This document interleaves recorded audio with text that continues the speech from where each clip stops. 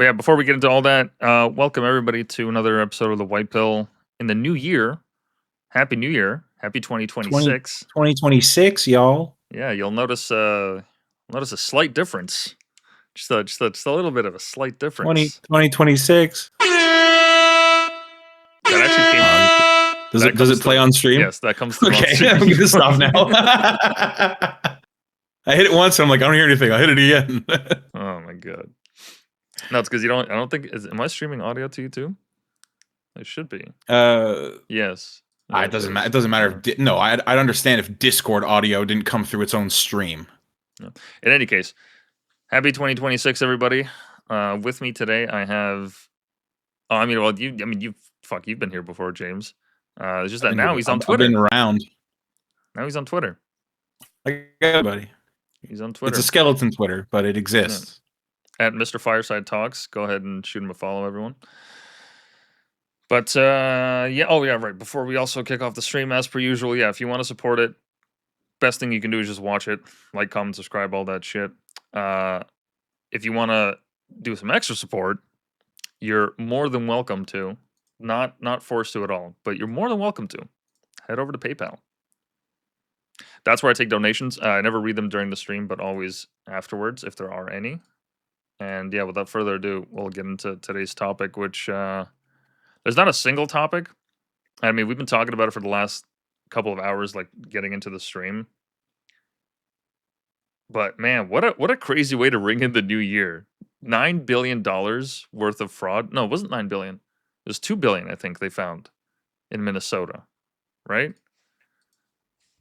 What is the estimated $2 billion, you said? With a B?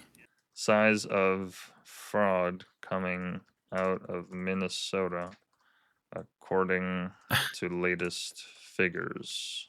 I thought you said million for a second, and I was like, there are people out there that wipe their ass with 2 million. What do you mean 2 million? Billion? No, fucking no. It's billion.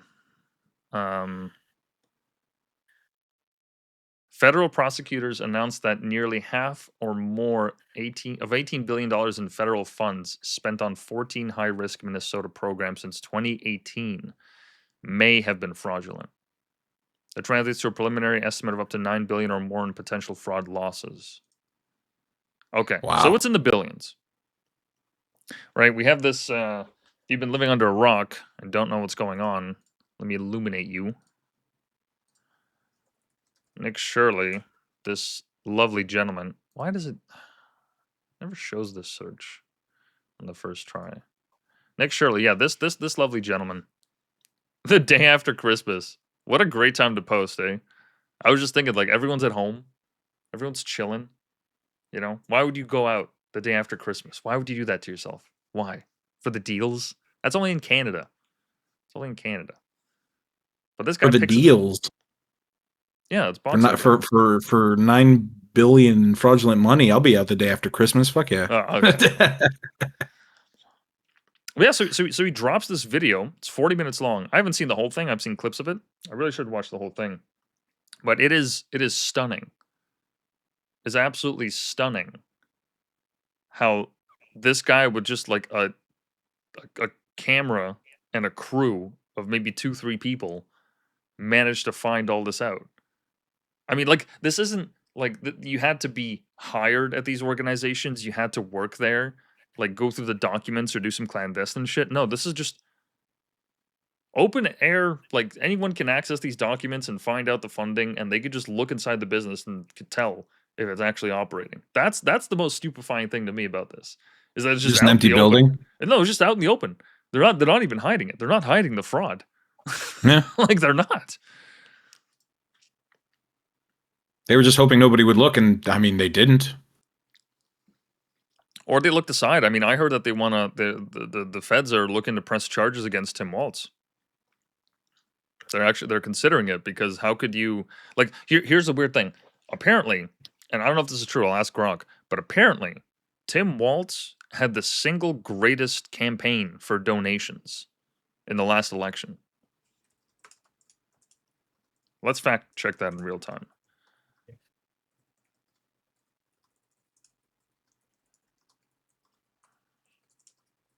I'm pretty sure I read somewhere that it said he had record donations, which is like odd because he's just some guy in Minnesota that nobody knew about. Nobody really like who the fuck is Tim Walz? I'd never even heard of that name. Just some random dude that used to be like a gym coach or something. He raised 36 million in the first 34 hours. That's insane. That's crazy. This contributed to the campaign's overall record-breaking fundraising, including massive hauls like 310 million in July before he was elected, and claims the fastest time to reach 1 billion. Okay, see? So Like- so there was. So he did break records. Like, Yeah. it says record-breaking fundraising. Oh, the phrasing suggests Waltz himself was donating large amounts at record levels. No. Oh, I Oh. guess the phrasing. Oh, he made record. Phrasing. No, I wrote it. Is it true that Tim Waltz made record donations during his recent? Yeah, okay, that's fair. The AI actually read that right. It's just my grammar is for shit. You better grok. So a Know what I'm billion. trying to say. He reached a bill in the fastest time of any candidate in that race. And he also happens to be in the state where billions of this fraud is coming out. I mean, it's to the point. Did you see that headline? That this is actually like a good chunk of Somalia's GDP. No. Yeah, like those transfer payments that people make, like to their loved ones at home. I saw headlines that basically said, yeah, this is like a quarter of Somalia's GDP that's getting sent back, like just money getting sent back home. Let me see what the actual percentage is. What is the estimated percentage that makes up Somalia's GDP, considering payments being sent from U.S. Somalians to dependents, parents / family back home?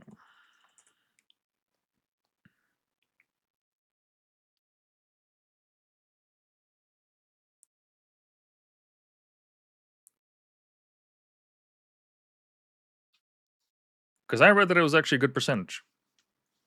And not only that, I just saw a thing that said 30 to 40%. Well, I also heard that Somalia was now chosen as like some major UN position too, and I'm like, that's interesting. Why is this happening all of a sudden? How is it that that's happening? Like, why are they getting this influence all of a sudden? It's not really a country that you would think would sit on the head of a council. You know, the UN might all be even, but like Micronesia doesn't get the same respect as as even like Papua New Guinea or Thailand. Like, come on, there's a pecking order. Let's be real here. Let's be real. Jesus Christ, Grok, take your sweet time, why don't you? God damn. Half the show is going to be made up of just waiting for searching the ether. This is why people don't fact check. Takes too long. Takes too long. It's too much effort. Source, I made it up. But we got to do it. We got to do it for the love of the game. I'm seeing hundreds of millions. Like, none of this is a good sign. And the fact that it's accessing bilateral data. Well, the fact that it's taking so long to also compute this is not a good sign either, which means it's a really complicated question. Like, that's nuts. U.S. remittances around 400 to 500 million. 5% of their economy is made up of remittances.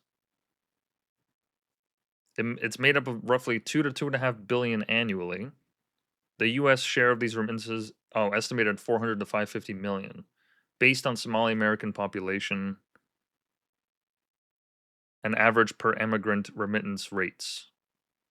But we don't know the actual fact. I feel like it would be hard to track every. Yeah, how do you even do that? How do you even get the estimated payments? Like, Western Union is not exactly going to report those numbers all the time. In any case, it's not an insignificant number. No. Right? And there's a chunk of this that's getting sent back home. No doubt. And we've been saying this for a while. What do you mean? Well, we've been saying this for a while, how money's just seems to be leaving Canada and the US. Yeah. No, absolutely.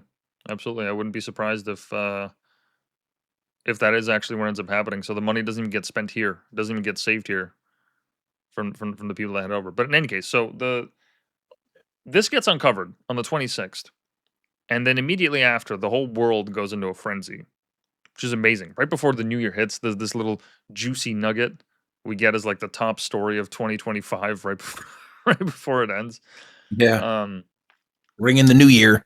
Well, top story not just because of the extensiveness of the fraud, but the fact that, I mean, the reaction that people had. Tim Walz initially said that it was white supremacist to say that there was this kind of fraud. Yeah, I'm pretty sure that's what he said. Let's see, Tim Walz, white supremacy. It was white supremacy that we were making these claims? Well, here, give this a listen. Oh, hold on, we don't have audio in the browser. 1 second. There we go. Target communities for their own benefit. Yeah, hold on. Don't talk during the video. Hold on. This is what happens when they target communities for their own benefit.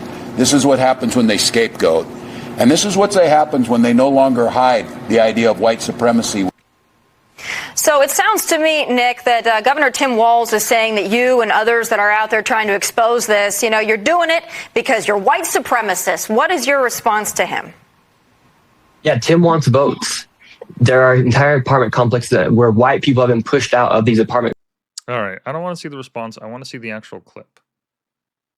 I want to see the actual clip of him talking about this, not the fucking Fox News. Is this it? This is what happens. So, yes. This is what happens when your own federal government wages war against you. This is what happens when they target communities for their own benefit. This is what happens when they scapegoat.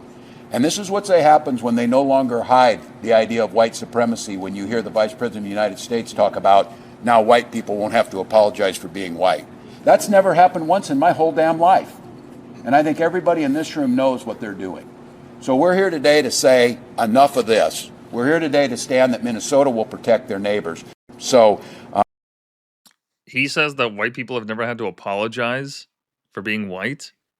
Really? We've literally seen videos of people on their knees in front of. Yeah. No, not the kneeling. Well, that's just the kneel.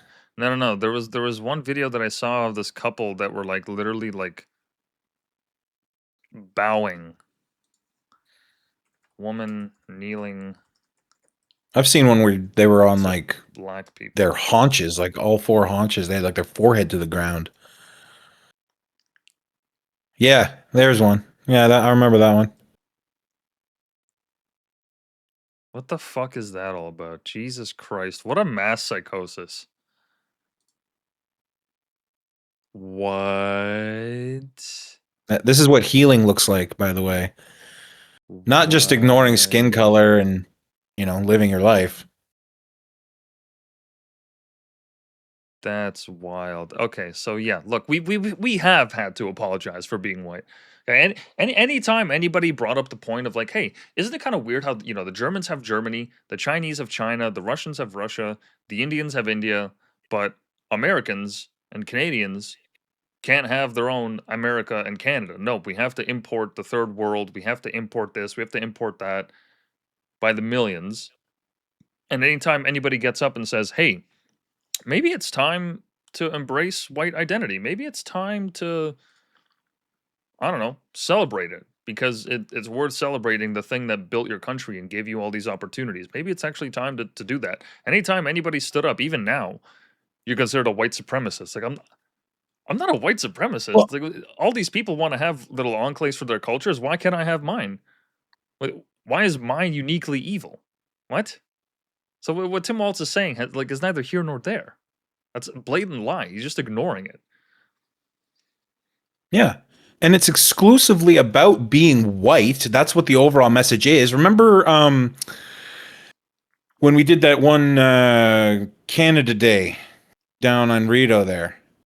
Yeah, that native guy that harassed That her at the native guy McDonald's. approached me and was like, Yeah. "Oh yeah, celebrate the day that your people took the land from my people." Like he's looking for me to apologize for being white. Go fuck yourself. I didn't take his people. And the best part is that we're both Canadian. Yeah, like what the fuck? Fuck off. Like, Eat shit. Like what? Get fucked. That's retarded. Like that's actually retarded. I mean, the guy was clearly he was clearly drunk. I could tell. The guy was yeah. clearly just drinking all day and just wanted to But still, fucking you don't yap just around. I don't care how drunk you are, you don't just say that shit. Like he'd have to be sloshed for that to be acceptable. Yeah, that's But crazy. no, that's an actual thought that he has. I mean, they That he can't felt he handle their needed to alcohol. share in the middle of the street. Yeah. They do have a predisposition to alcohol, James. That is true. Oh boy, here we go. It's a biological fact. It's Okay. literally a biological fact. I didn't make him that way. He's racist shit. He's racist. I didn't make him that way. Well, what are you looking He's at a me bigot. for? He's white. Make him kneel. Yeah. But no, so That photo you got up is unreal. Yeah, that's crazy. Fucking Neil. Yeah. That's insane. So Tim Walz gets up in front, and this is the reaction that he has. He calls it white supremacy, which, look, the discovery of fraud benefits everybody. It benefits everybody. Literally including everybody. the government. You get wasteful leeches outside of your system. You get to expel them far away from what you're building. That is the ultimate. That is literally the ultimate cleanup strategy. It's so easy because everyone gets mad. Everyone hates waste. Like just fundamentally, like you go. Well, it's not waste; it's thievery. Well, that's you're just stealing. Yeah. No, you're right. Yeah. Those taxes we all love to pay, by the way, and tell ourselves it's for infrastructure and so on, and important people's paychecks, and yeah, that just went into some random person's pocket. Yep. And that's been happening for what was it, 8 years, or no? Let's say 7 years. Oh, much longer. I guarantee you it's. Well, they were saying since 2018. Like if we're going with just the number that they gave us, still 7 fucking years. That's crazy. That is actually insane. But nonetheless, so all of this happens. It should be a good thing that it's discovered in the first place because everybody benefits. Everyone hates thieves or any rational person. But you know the thing is, Somalia is. I mean, look, it has a reputation for being a pirate nation for a reason. It's not a. It doesn't seem like a high trust society, especially if a large chunk of the people believe in that. You know, like that has to be such a socially acceptable thing for you to actually do that, and not just like do that, but do it on such a scale where it is actually just so destructive to people's communities. Is there no Street View in Somalia? No way. Oh, there is. Barely. They don't even have Street View, dude. Yeah, and this is the nice part of Somalia. Or the developed part, anyways. This is the part where they allowed on Google Maps. Let's put it that way. This is the part where somebody had a phone long enough to be able to do this. Okay, this is just a mosque. Can we find one like outside? I want to see like a view. Okay. Oh, I mean, well, that's not even like a kilometer or 5 kilometers away from their city center. What's in the center? Okay, that's pretty nice. That's pretty nice. But those are plastic lawn chairs, so. Like how we're playing like GeoGuessr, and you're like, "Oh, there's a plastic lawn chair." It zooms in on it. I mean, yeah, they really love their plastic lawn Solid. chairs. I love that. Is that supposed to be a dish? It used to be. Even tell. Some parts of it look Sick beautiful, view though. But these corrugated roofs are not giving me hope that this is a high trust developed society. Okay, especially in their that piece capital. there is vital. Oh yeah, if you move it, the whole thing goes. Absolutely, absolutely. I just want to paraphrase. I'm not shitting on Somalia, okay? But if a good chunk of people that come from that country, or even like any percentage of them, are committing these kind of crimes, maybe you shouldn't be importing them. Like, why is it that Minneapolis where all of this happened is a Somali enclave. Like, have you seen the walkarounds that people have done in Minneapolis? I have not. I've had very little time to pay attention to any of this.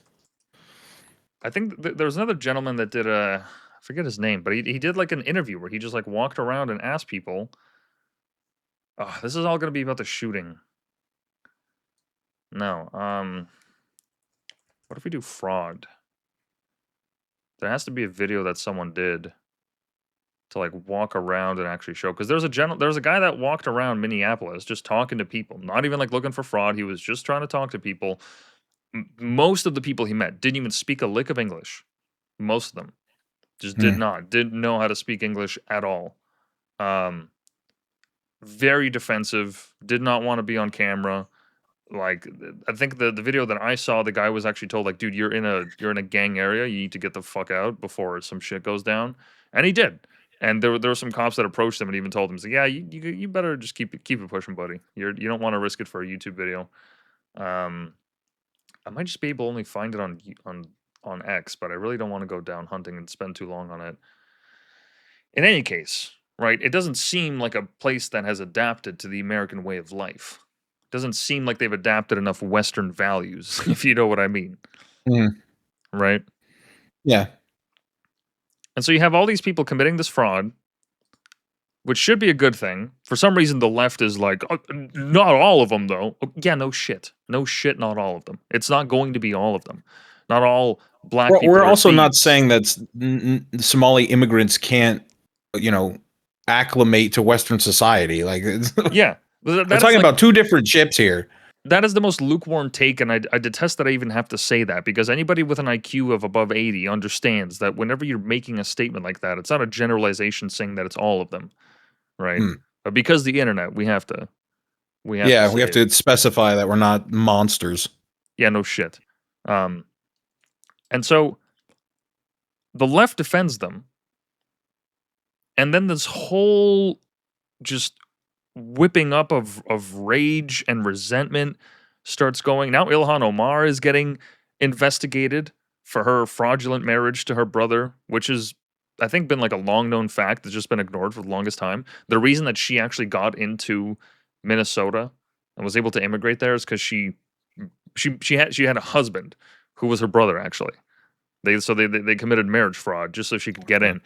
Not only that, and I will confirm this on Grok, but apparently, because Somalia has been dealing with a civil war for a very, very long time, Ilhan Omar's parents and people that she's connected to through her family lineage were the oppressors in that war. Oh, solid. This is, once again, until we confirm this, I don't want to be certain, but this is what I've heard. Okay, so let's see if there's any truth while we move on to it. So, take us through it as I type this out. We got all this fraud, all this resentment popping up. That's your cue, James. What? My cue to what? Oh, okay. I said, take us through it as I type this prompt out. I'm going to find out if Ilhan Omar. Take us through what? I thought we were looking for what's their face and their connection. Well, that's what I'm doing. But as I do that, I was hoping you keep talking about the story and where it actually leads. The actual story of the shooting, right? That's what we're getting to. Oh yeah. Well,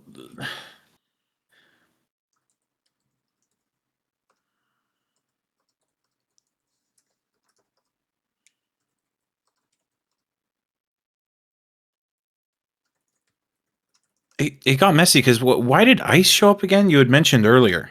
ICE had shown up because they had an operation several weeks before where they were going to blitz the Twin Cities, Minneapolis and St. Louis. So ICE was already there. ICE was already there. Yeah, the fact that this fraud got uncovered, it wasn't just because of that that they sent a surge.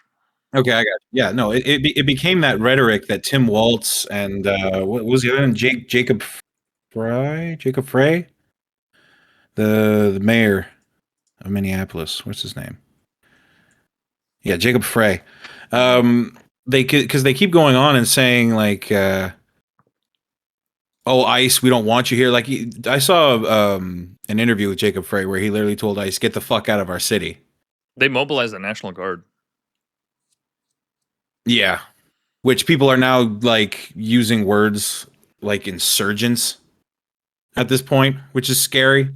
Because then I've also seen like huge takes on like, oh, is this the beginning of the Civil War and so on and so forth. And I mean, I don't know the future, but no. Yeah, the problem becomes mainly with the rhetoric, right?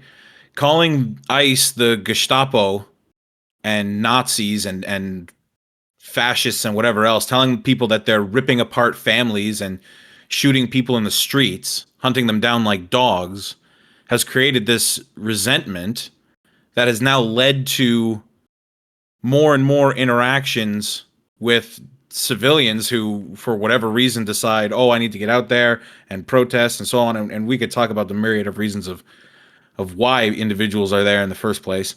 But the more and more interactions you have between these protesters and law officials,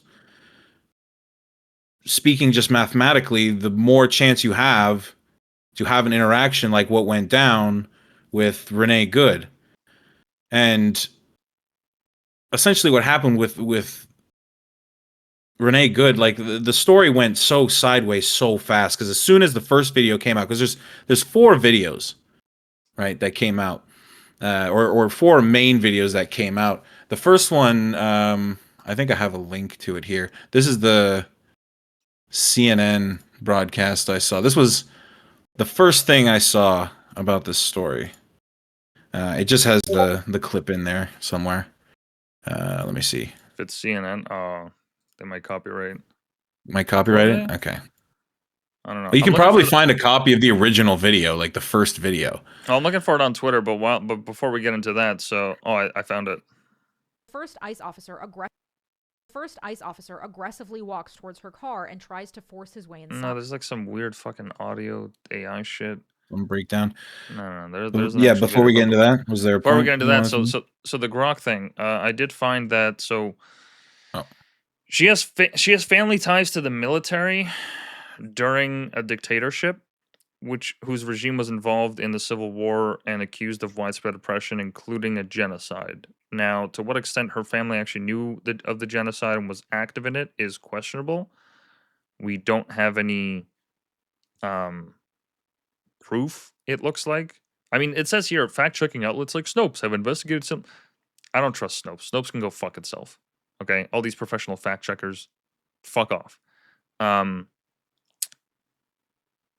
There's a chance that her family knew of it just because of their position, but until, we get them to sit down and admit what they actually did during the war, there's not really any way to tell. And it says here, Omar herself has described her family as victims of the Civil War's chaos in her memoir and public statements without addressing these allegations in detail. So it says here she's from the clan that actually perpetrated like some of this conflict, but she presents herself as a soft-spoken woman, which, fine, okay. I don't know anything about her. I've never met her in my life, but that does seem weird that her description of herself and her public image is so just absolutely on opposite sides of the spectrum. In any case, so there might be some truth that she is actually related to the people that actually perpetrated this. So her family's not exactly innocent. In fact, the fact that they even were able to come to America means that their skin was saved. You know, if they had stayed in Somalia long enough, what would have happened to them? Who the fuck knows? But to say that they're refugees of war is not entirely accurate. If you're part of the clan that's in power, you're living good. You're living good. You're educated. You know, like an actual refugee that actually lost something, that like saw war, they're not going to Congress. They're not. No. And if they are, it's the rare case. It's not the it's not in the way that she's doing it, being so hateful of America. But that is all aside, right? That's just more background for what's happening in Minnesota there. And so because clearly they saw enough that they needed this crackdown. I mean, you mean like the U.S. government that yes, they had to send in more? Yeah. 100%. They're not You just going to literally- do this willy-nilly. Oh, you literally have people in your nation showing you like the middle finger, just being like, "Yeah, go fuck yourself. We're gonna do it, and go fuck yourself, and we're gonna taunt you, and we're gonna do whatever the fuck." Like you saw that video of that guy in Somalia, or the Somalian dude that was bragging. He's like, "Yeah, work for me, Whitey." He posted a whole TikTok on it. It got a ton of people Jesus. mad. He rage baited them, and who knows if he even lives in Minnesota? The guy could just be in New York, you know, not even anywhere near it, but. Yeah, the balls to do that during the day of the internet. That's crazy. That's crazy that he thought that was smart. It keeps showing me the same angle that came out today, but I want to find footage of. Oh, I've got here, some I clips think of that- like no, I got all it. I got it. 4 angles. I got it. On Wednesday in Minneapolis. Oh my god, this fucking! I don't want a voiceover, man. I just want the raw video. Do you have the raw video?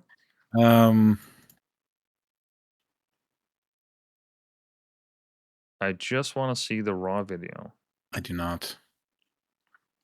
Because this is all the new stuff, and the new stuff we will play. Oh, I think. Oh no, that's another commentator. God, everybody's fucking content creating these days. Can't just have a pure video. Oh god. Everything's going to come from a news outlet as well. That's fine. U.S. citizen, former. Oh, this is somebody. Put the two videos together. Here, at the bottom. Okay. Yeah. This one. So the top video was the first video that I saw, and I hope you don't mind, but I kind of want to go through this journey because, like I said a moment before, I've been just working too much to pay attention to any of this. So I didn't even know any of this was happening 4 hours ago.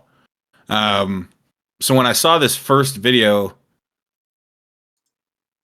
I was convinced it was mild. I was convinced the shooting was unjust. You know, I like I said to you before, I saw this and I said, "Oh no, that's murder. That's murder right there." But then over the course of like the next 2 hours, I went from that's murder to it was justified in the matter of 4 videos. Like the first video is incriminating as hell because you can't see anything. Yeah. Right. But then when you slow it down, and you start looking at stuff, you realize, okay, that officer had half a second between when she put that thing in drive and he had to react. He was You can lucky see the that- wheels skidded. Did you see the wheels skid? The front wheels? Yeah. But if anything, all that did was push her forward into the officer. No, but they didn't make enough contact. If they had made enough contact, she actually would have driven over him. Oh yeah, 100%. Because the second video I actually have from one of the surveillance tapes across the street, which also shows her like showing up, dropping off her wife, and then deliberately pulling in front of the car. Because here was another great thing, that a point that I was going to forget to make, was involving Brave's AI. When I first was looking through this, I just quickly searched up Renee Good, and it came out with this whole list of things that said like, oh, she was unjustifiably shot. Oh, she was not a protester herself, but she was a spectator, like a lawful spectater. And then it said how there was confusion with the officer's orders that she was given. So like I'm thinking, okay, I'm watching the first video, and I can see it. I can see somebody who's just confused in a moment where, you know, ICE is doing a raid or something, doesn't know what they're doing. People are, you know, crazy and stupid half the time. They lose their heads. I could see it. I could understand that. But then you see the video and you go, no, she came right across. And Brave AI within an hour changed everything. It was incredible. It went from all this incriminating shit that, oh, this guy's a murderer, oh, she wasn't even involved, she's a mother, and blah, blah, blah, to now, oh, yeah, so this came out, and this is all untrue, this is how this was proven, and so on. But it took me 2 hours to do all this. And in that time, I went from one far end of the spectrum to the other, just by taking the time to break things down. And like we said, this was... I was trying to explain to you earlier how I found this like a mild. I don't like the word mild. It doesn't portray what I really mean. But like the kind of analogy I made to you earlier, this is kind of a routine traffic stop gone wrong versus like a hostage situation gone wrong. You know, it's It's not like it's an interaction, but it's not outwardly hostile, right? Like she's doing something wrong, so something illegal by attempting to stop the officers and I don't know, do whatever the hell else she's planning on doing because she's really not stopping any traffic in the road. I don't know, but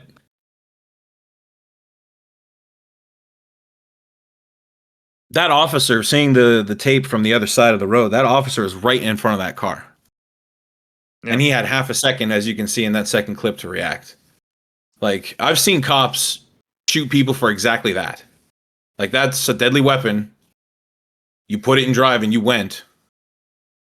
That's completely unacceptable. But the problem is that, you know, getting to the root of the problem is they see the first video, people see the first video, and immediately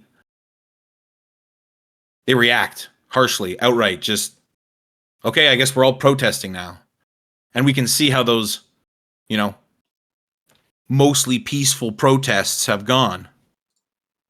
I've already seen tons of videos of guys getting hit with gas grenades and people being arrested, taken to the ground.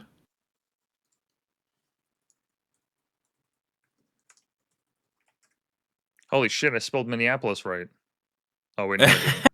It took me a second to get that right, too. No, I had an extra O in there. I was looking for the autonomous zone that they built. You see this? Right? Once again, just talking about your reaction. This was done yesterday. This was done yesterday. Yeah. This was seen at 8 a.m. Yeah, and now the video came out today that debunks everything you were saying. There was a woman at a protest I saw that had a sign that said, "Whose mother are you?" That's just kindling. All you've done. See, these people are fucking retards. I made a post about this today. Let me see if I can find it. This is like a step-by-step process for them. At this point, they have it down to a fucking formula. Okay? Where is it? Yeah, protest before all the footage and facts comes out. Set up the autonomous zone, complete with your topsoil garden and your fucking rape dungeon, right? Because there's always somebody that gets raped at one of these. Every time they set up an autonomous zone, there's always a rape. Always. Almost always. Which is insane. Somebody stealing shit. Like, yeah, that's what happened in the original one. I think it was in Seattle, or I forget where it was. I believe it was Seattle. It's Chaz, right? Okay, so the trucker convoy tries to set up bathrooms in Confederate Park, and we get completely railed. Yeah, these guys are allowed to set up an autonomous zone. Yeah, in a country where they have guns. I mean, that's probably why, because the police don't know what kind of guns they have. Yeah, I suppose. But anyways, so they set up these autonomous zones. They riot and loot local businesses. Like it's just like, why the fuck? Why is it so formulaic? This zone doesn't do shit. Like I said, all you've done is you've put kindling on the ground. That's all you've done. Have you seen a Christmas tree fire, dude? It's fucking nuts. It's quick. It's pretty damn quick. I literally just saw a video of it the other day on Twitter. Just to illustrate my point, right? There was some town, I think in Europe or Britain. Yeah, they did a bonfire. Britain. No, we need Britain. They started like a tradition where they had a giant bonfire and they just kept throwing Christmas trees on it. I gotta find the video. Hold on. Find me the video of the Christmas tree bonfire tradition recently started in the UK. I actually saw this post that people were getting together after Christmas being like, well, I mean, we're all going to throw them out. So why not just get together, have a bonfire, and just have a good time. Just have a good time. Okay, this is rooted, but no, there was a post about it. Oh my God. Are you serious? Now I sound like a crazy person. Find me the next post. There we go. It'll find it. In any case, these things fucking go up, right? So why would you have that in your fort, along with more wood? Like, oh my God. Are you planning on bringing Molotovs or something? They couldn't find enough like recycling bins or cars. You can't just put cars. Yeah, but you think you can just own like a city block in America? You think you can just take over? Like, well, look at that. What that kid's just standing and vaping. He's not even doing anything. it's a party for him. It is. This is just a reason just, to get outside and socialize at this point. They're wearing masks. Oh, I guess. Oh, they want to get seen by cameras. Some guy's directing traffic. Like what? They got plastic pallets. Okay. Yeah, but people see the story and they just jump. They just set up a market. Yeah. That's why. Oh, because they get together and they feel that sense of communion. That's why they do it. Dude, could you imagine? This is like your hard to get that anywhere else. Well, no, but this is why they do it. Right? Like the fundamental point, right, of today's show, part of why this is so ridiculous, we're talking about this protest and all that. Part of it I just realized is because we literally have no frame of mind that can articulate the same feelings that these people have towards doing something like this. If I found myself doing this at any point for like an incident that's similar to what happened in Minneapolis, I would feel like a fucking retard. I would be like, why am I here? The moment I sober up, why am I here? What am I doing? We're lighting fires in the street with fucking vagrants. Okay, these people are not professors. They're probably all just getting together and talking about, oh man, we gotta take down the government. We gotta take down Trump. We're all against Trump. We're leftists. We're on the right side of history. Like, it doesn't matter. Like, I'm not even clowning them for their political affiliations. I don't like the left or the right. Okay, I'm not particularly fond of either parties. Any of you. I'm not particularly fond of any of these parties. Okay, but that's probably what they do. That's probably what they do. What they talk about. That's what they're there for. Oh, we gotta stand up to the man. We gotta stand up for ourselves. We gotta create an autonomous the hero zone. complex, right? But I'm the one that can save America. Exactly. I'll save democracy. Exactly. So what I'm getting at is that like all of that is just window dressing. It's whatever. Like they could have done this for Palestine or for fucking whatever. It doesn't matter. This just happens to be the cause, right? I support the current thing. Exactly. I support the current thing. That's the meme. But they do it so that they could do shit like this. Like this is their Woodstock, man. This is fucking. Oh man, they got donuts. Oh, that's great. Can't come into work today. I'm protesting. Yeah. You have a tray of oranges, a pack of Nature Valley bars, which is good for maybe half the people there. A dozen of Dunkin', like look at those donuts on the lid on the left there. I love that. Dog, it's I mean, this is just classic like America. Right?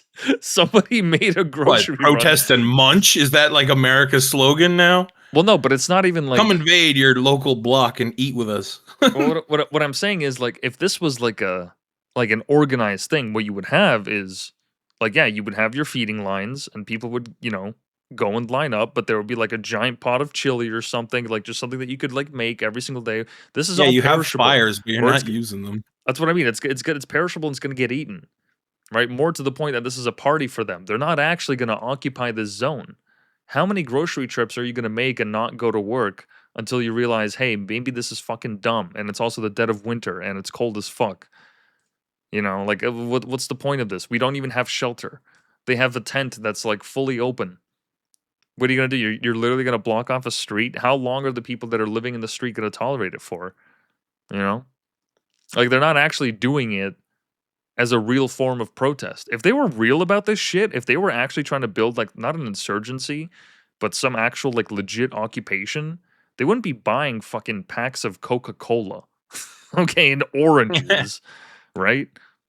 Realistically, right? What would you buy? You'd go to the fucking army surplus store. You buy a ton of MREs, right? You buy food that's easily cookable.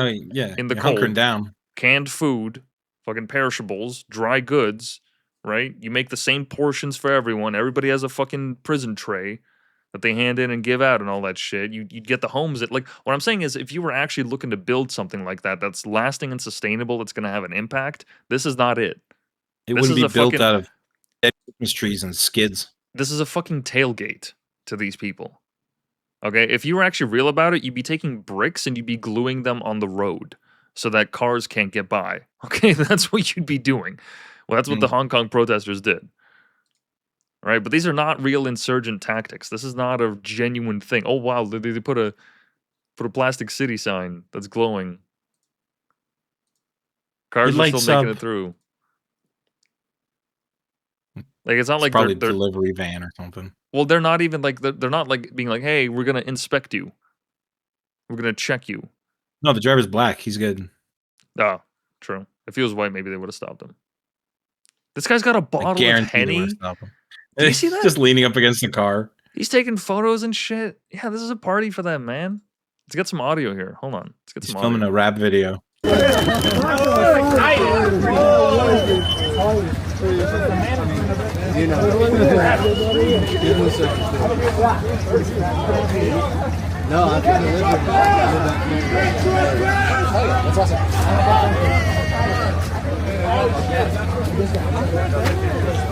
I'm not getting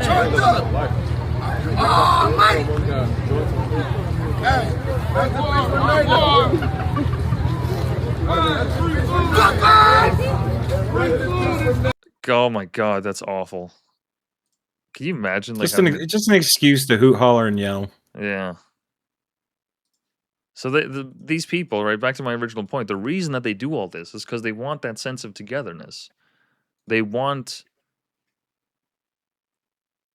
to feel united by something. And yeah, like there's always going to be people that, you know, as you said, they just want to hoot and holler, right? Always. With every protest, with every movement, there's always just people like that. They just want some chaos. They want an excuse to drink, to smoke, whatever the fuck. But the people that actually like do this and go to all these other protests, they just want a sense of unity, and it's just targeted at the most malicious, anti-civilization, anti-humane, or rather inhumane. That's not even anti-humane. Jesus Christ, not even a word. Inhumane pursuits. How is this in any way honoring her memory, whatever that was? Right? I don't know who she was as a person. But how is this in any way honoring her memory? What are they actually doing? Like what? You set up an autonomous zone to do what? To fuck over the local neighborhood? Cool. Like what? You're not occupying the state legislature or the municipal town hall. You're not occupying anybody's political office. Not even the police station. You don't have any power. You're just in the middle of the street. What the fuck are they doing? There's like grown adults here with kids. Like this isn't all just 20-year-olds. This is people that are in it.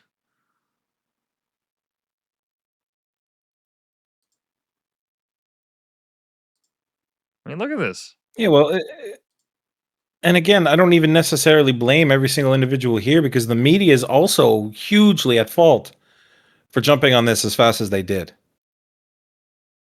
Because again, earlier They feel today, justified because the media I immediately go in and it's that's well. If we were able to watch that CNN clip I sent you, you would see how crazy they friggin' twist this thing.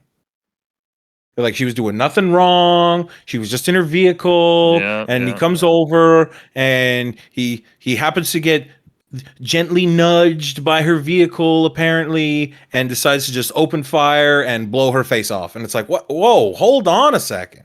Yep. Hold on a second. This just happened. Well, they got to get the viewership.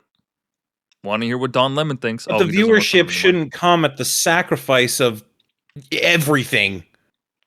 Well, it does. Eroding public trust in law enforcement and government. Because now Jacob Fry, I think I'm saying his last name right. Jacob Fry and Tim Waltz there are attempting to weaponize the local government against the federal government. Well, they're calling it the National Guard. They want to use National Guard against this. Yeah. Okay, so at what point does Trump go in and just get Tim Waltz? Because apparently we can do that now. I don't think it'll get that far. Because these people are a liability to Tim Waltz more than anything. Because at the end of the day, like if if this video comes out and it doesn't quell this shit, which it absolutely should, anybody that's there at the zone now should be absolutely just embarrassed with themselves, because especially after seeing that video, I mean, how can you be? You know what?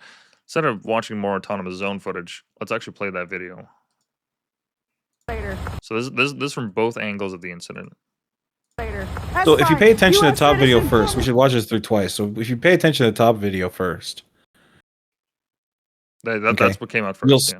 You'll see that, first of all, Ross, the officer that shot Good, he's already looped around the vehicle with a camera. So he's already got the license plate. Okay. So one of the bigger arguments I saw against this at this point is like, what is she planning to do now? Like, if she drives off and doesn't hit the officer, for example, it's either a high-speed chase or police eventually show up to arrest her at her home. Like, you don't get away with this. You don't get to ride off into the sunset. Yeah. Let's just watch it there. Later. Yeah. That's fine. U.S. citizen, former. You want to come at us? You want to come at us? I say go get yourself some lunch, big boy. Go ahead. Get out of the car.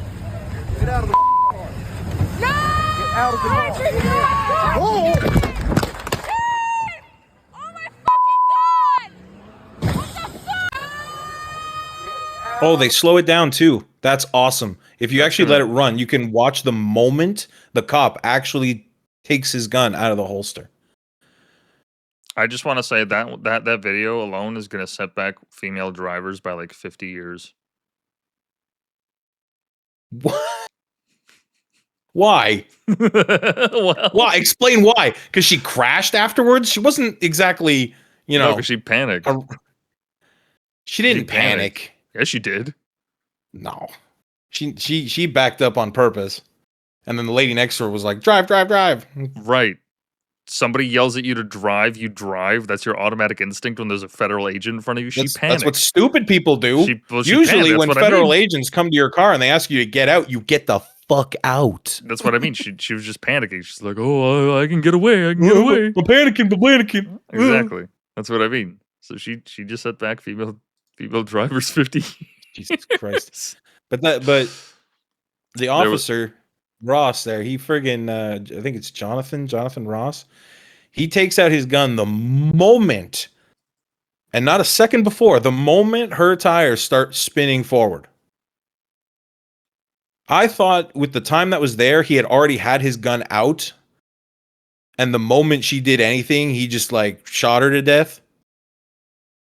Until afterwards, and I watched the video, and I'm like, no, he had a split second. And what they don't tell you about Jonathan Ross is that 6 months ago, he was actually dragged for 60 feet by, I believe it was, I don't know if they were Somali. It was an illegal rapist.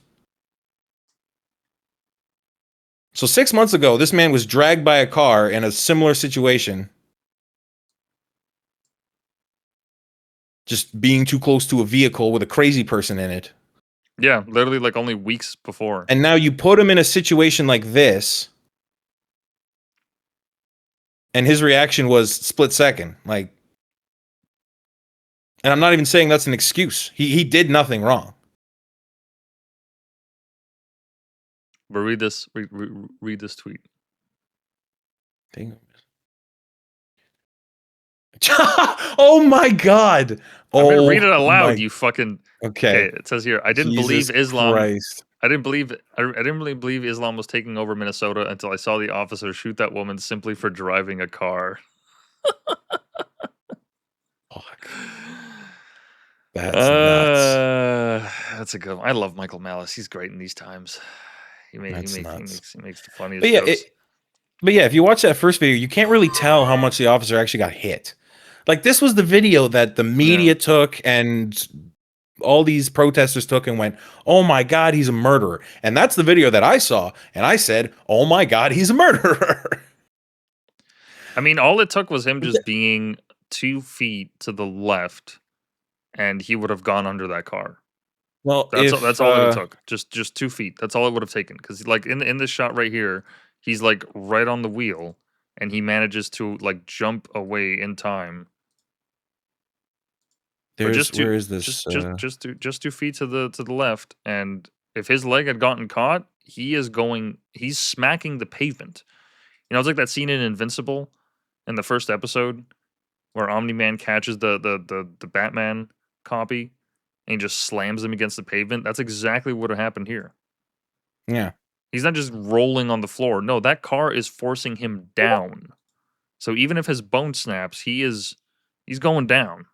Okay, There's a second angle from farther down the street that shows him actually like get jerked back, like. But this video, if you go to like first of all, if you go to 29 seconds, you get to watch her actually like turn the car around. Like she lets out her wife there, and then that's deliberate. So this whole thing about her being confused and like what I said earlier about the Brave AI thing about it was a miscommunication with the ICE officers. That's bullshit. Oh, this is where she literally watch. So she backs up, and you can see the officer there. He was still behind the front left headlight, the driver's headlight. He was right in front of that car. This video angle that does it no justice. Oh, this video here. Yeah. Where you can see him get driven into, basically. And they doxed him too. They know who he is. But then if you go back to the 2 videos we were watching earlier. Here, I'll play that and I'll be right back, but I'm gonna play this. Go ahead. Yeah, if you're watching the video down below, you can see this is Jonathan Ross with the camera in his hand. Right, he moves in front of the vehicle, and this lady, the wife, says, "Drive, drive, drive. Look out, look." And boom. It was split seconds. Split second he had. You can see. Like, this is slow mode now. But right there, he pulls his gun out, and we're going. He's already being hit. That's the damning video of the day. That's the one that came out, and everybody's now... Well, the story has completely changed, as I've seen with the Brave AI. And this is what's important in being patient and letting law enforcement actually do their job, actually be able to conduct an investigation and come to this realization. But since we've been eroding the trust in law enforcement so long, everybody just jumps on the bandwagon as soon as the video comes out. And we've seen this happen time and time and time again. And everyone wants to be first. Everyone wants to cover the story first. They want the... Well, look what happened with the Rittenhouse shooting. Yeah. The Rittenhouse shooting. The video comes out and it's like, oh my God, like... Or no, the video didn't even come out, did it? It was just of the photo of him with the rifle. Photo. Yeah, him with the rifle and the guy with the skateboard. And then it comes out that not only is there a video, but then the 2 guys that he beat, one of them was a convicted pedophile. The other was also like some kind of a criminal. So both and they also came at him. Yeah, they also came at him, more importantly. Yeah. The guy even admitted it in court. You know that clip? Yeah. Where he's sitting there and the lawyer is like, so let me get this straight. He didn't raise his rifle at you until you came at him with a skateboard, correct? And he goes, yes. And then just looks down like he knows he fucked up. Well, there's video. You're gonna dispute video? Yeah. Good luck with that. But as soon as the story was coming out, everyone was like, oh my God, this kid just showed up. He's out of state. He shows up with a gun in the riots, and he thinks he's going to help out law enforcement and protect people's property, and he ended up killing 2 people. Oh my God, and then it turns out lines. Oh my God. That's not what happened. That's no, but that's what happened. That became like a whole like sticking point. That's what I'm making fun of. It's like, oh my God, he crossed state line. Even if he did, it's like, so what? Like, what? It doesn't mean he deserves to get fucking brained by a skateboard from a pedophile. Well, and this whole thing was framed as, oh, an ICE agent shoots a mother. Yeah, and she's technically a mother, just like I'm technically transsexual if I want to be. But it doesn't matter if you have kids or not. If I believe it hard enough. But it doesn't matter if you have kids or not. You got to follow the law. It doesn't matter if you're trans or not. You got to follow the law. It doesn't matter. Like, yeah, I don't all feel this bad shit for doesn't you matter in the real world. Okay. Yeah, I don't feel bad for you automatically just because you're a mother. I feel bad for the kids. Yeah. Not for But you her. made that decision. You have the kids, and you didn't take them into consideration when you decided, hey, I'm going to run away from all of these heavily armed individuals who are surrounding my vehicle and asking me to comply.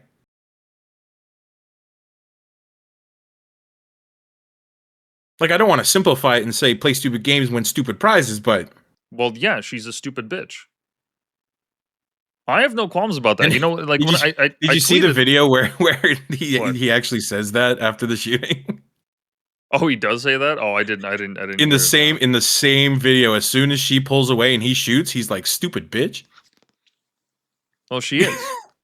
No, I'm sorry, but like I tweeted it out earlier today, saying that she's a stupid bitch, and I felt bad for saying it, but I'm like, no, that's what a stupid bitch does. Just comply. That's what a stupid bitch does, and I'm not saying that to be vulgar. I'm just saying that, like, that connotates a certain like personality or approach to the situation, and that's what a stupid bitch does. If it was a man, I'd say he's a dumbass. It's the same thing, right? It's just that's the gender codified word. Of all the things that she could have been doing, right? And this is related to what we were talking about off stream. Of all the things yes. that woman could have been doing with her time, she decided to come out. She's apparently part of this. What was her name? Renee Good? Was Renee Renee a Good. part of an ICE, not enforcement, but what would be the right word here? An ICE, not surveillance, an ICE Operation? monitoring Oh. group that followed ICE and showed up to protest. Because I've seen that story, but I don't know if there's any way to verify it. I mean, unless she literally. I don't know if you noticed this in your Twitter feed before, but on the right hand side there was like it was like Ice Hunters or something, like some page where Ice Watch. where- She's related to Ice Watch. Yeah, it was literally on your feed, like in the right hand side at one point. I don't think I'm gonna be able to find the actual poster here, but I have seen that. Yeah, here it is. The woman who was shot by ICE after she attempted to run an agent over was reportedly part of local ICE watch groups whose mission was to disrupt ICE operations, per the New York Post. So she wasn't some legal observer, which many people have tweeted that she was just there to observe. So, right, just to make this point, of all the things that she could have been doing, she chose to do that with her time. Okay, you're fucking around with federal agents, which is a crime. Not to fuck around with them, but to impede their investigation. Because these people, as she said, they were part of this group that actually followed them. Right, that actually like follows them around in their arrest and gets out and videos this. That's how we have all this footage. Is people follow ICE, and they do this, and sometimes, excuse me, they've even cornered them and shot at them. Which, like, why would you think that's a good idea? You're really going to go against America? Like, once again, like, if we're talking about an actual insurgency, that's how you want to approach it? Like, you're not even doing it as a group and you're all armed and you're taking them out one by one, or you're going to their headquarters and doing this. No, you're doing it in the most stupidest way possible. These weird skirmishes that wouldn't even happen in an actual insurgency. Even Afghanis or Iraqis, they wouldn't even do this. Why would they do this if they actually want to depose you? You're in the middle of their operation, like. Yeah, you're literally surrounded by them, as if you think that, like, what, you have better tech, you have better communications than these people. They're a federal agency. What the fuck are you doing? They have the arm of the government behind them, the most single powerful military force in the world as it stands right now, arguably, right? At least top 3. Okay, I don't know the actual numbers, but at least top 3. Okay, and you're deciding to fuck with them? Why? Why would you think that's a good idea? You're retarded. And you have kids. My God, I feel for those fucking kids, man. That's awful. Whatever kind of person she was, I have no place to speak on that, because I didn't know her, obviously, and many people didn't. So I don't know her character, but Jesus Christ, of all the things you could have been doing on a... When was the shooting? Like 2 days ago? Or just yesterday? Wasn't it just yesterday? Right? When was the shooting? You know better than I. Hold on. I've been paying more attention to the events rather than the timeline. I should know this. It's kind of embarrassing that I don't. January 7th. Today's the 9th. So yes, 2 days ago. 2 days ago this happened. Like, of all the things she could have been doing on January the 7th, like, this is it. Dude, I was celebrating Christmas with my family. I was just having dinner. Just that's it. Of all the things she could have been doing, that's what she chose to do. And just to finally make the point, the reason that this is happening, not just this incident, but many incidents before it, many incidents like it, right, where these people get involved in these protests and these movements and all that, I think that at least part of it, fundamentally, is because we've abdicated as a society the role of raising children. Not entirely, of course. There's still people having kids and building families, but it's not something that's incentivized. It's not something that is as openly celebrated. In fact, it's kind of like a meme to make fun of. Oh, and I wouldn't have kids. Why? Then I can't go to Disneyland, and I can't buy my Funko Pops, and I can't buy my PlayStation, and yada yada yada. Oh my God, not having kids is so great. I've seen reels like that. It's disgusting. People just celebrating their own hedonism. It's like, dude, just don't celebrate it so openly that you're not having kids. It's not a good thing. Did you not see that video? Yeah, go ahead. Let me just reject my biological imperative that my ancestors crawled through mud just so that I could do that. And then I'm like, no, I'm too good for that. I'm gonna buy stuff. I'm gonna eat some Takis. I'm gonna watch Netflix. The fuck are you talking about? Oh, it gets even worse. I've seen a video of a woman who she was filming herself getting ready for work in the morning, and she goes, "Well, today's my daughter's adoption day." And it's like, what? And she goes, "Yeah, I'm going to be giving her up today. She's 7." And she goes, "And honestly, I just feel relieved. Like, I might take a vacation after this or some other bullshit." It's like, what the fuck? That sounds like rage bait to me. I've seen it in a lot of different places. I honestly don't think it's rage bait. Because I mean, for God's sakes, we've had Mother's Days where people are like celebrating being childless on Mother's Day. Like, okay, wow, that is the most depressing thing. That is the most depressing thing ever. Just be like the rest of us. Be sad that you can't afford starting a family. Stop celebrating that you can't. Stop celebrating it. Just lean into the depression. What was the line from the Deadpool movie? Just swallow it down and turn it into success or cancer like the rest of us. Yeah, right? Exactly. That's the perfect line for that. If you go back to one of the tabs you had open earlier with the photos, I can't remember. Maybe you closed it. This one?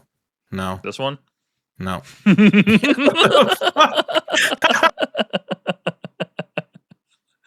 Jesus Christ. Base. No. Well, you might have closed the tab, but there was George Floyd is what they call it. There was a Washington Post. Good news, the dog was unharmed.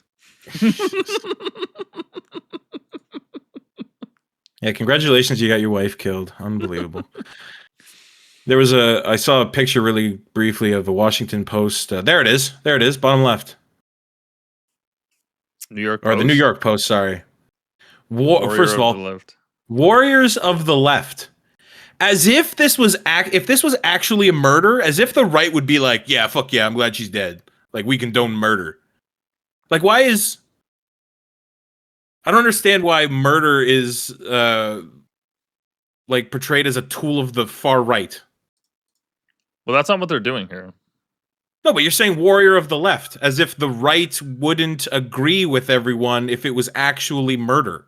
No, if I looked at the first video and it was murder, if I didn't see any of the other videos, or if, say, the officer had been stepping back away from the car and it was just free to drive away and he shot her in the head anyways, we wouldn't be standing here having this conversation. We'd just be like, it was fucking murder.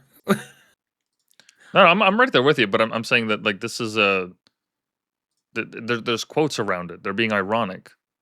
They're saying that the left considers her a warrior, and that is ridiculous. She's a warrior. She's not an actual warrior. I was taking it the completely wrong way. No, the quotes. Yeah, the quotes are literally right around the word. Yeah, it's just like, oh, she's a warrior. She's their next. Like that's why it's so ridiculous that they had all this vigil stuff and the autonomous zone and all that. They're like, oh, rest in peace, and all. This isn't none of this is actually meaning anything that they think it means. They're espousing their own personal ideas on this. That's the thing about some people in these movements, whether it's the left or the right. They'll take events like this and they will like impress upon their own values or beliefs and try to make that into a reality when that's not at all the case. You know, Yeah, anybody which on is the left that anybody on the left that paints her as some kind of hero or person that was standing up against ICE and defending her Somali neighbors or whatever the fuck. It's like, but that's not in any way grounded in reality. That's not what happened. This is just a sad incident that didn't need to happen. It's because she was motivated to care for these people. Because, you know, as I was saying before, the whole thing of this whole idea of abandoning motherhood and fatherhood and trading it for these social causes. So instead of mothering your own children, you're mothering a movement. That's what this results in. It's exactly what this results in. Somebody cares so much that they're willing to risk their life doing that. That's insane. Only a crazy, not like crazies and they've gone off the rails, but somebody that has a not inverted, but just completely skewed frame of reality, right? Would only believe that unless she's an ICE is actual stealing warrior the of the food, left. unless the ICE is stealing the food right out of your children's mouth and they're starving, like, Yeah, they say Gestapo, right? As you mentioned that you saw posts talking about them as Gestapo. It's like, no, the Gestapo don't do that. The Gestapo don't do that. They come to your house when you least expect them and they interview you.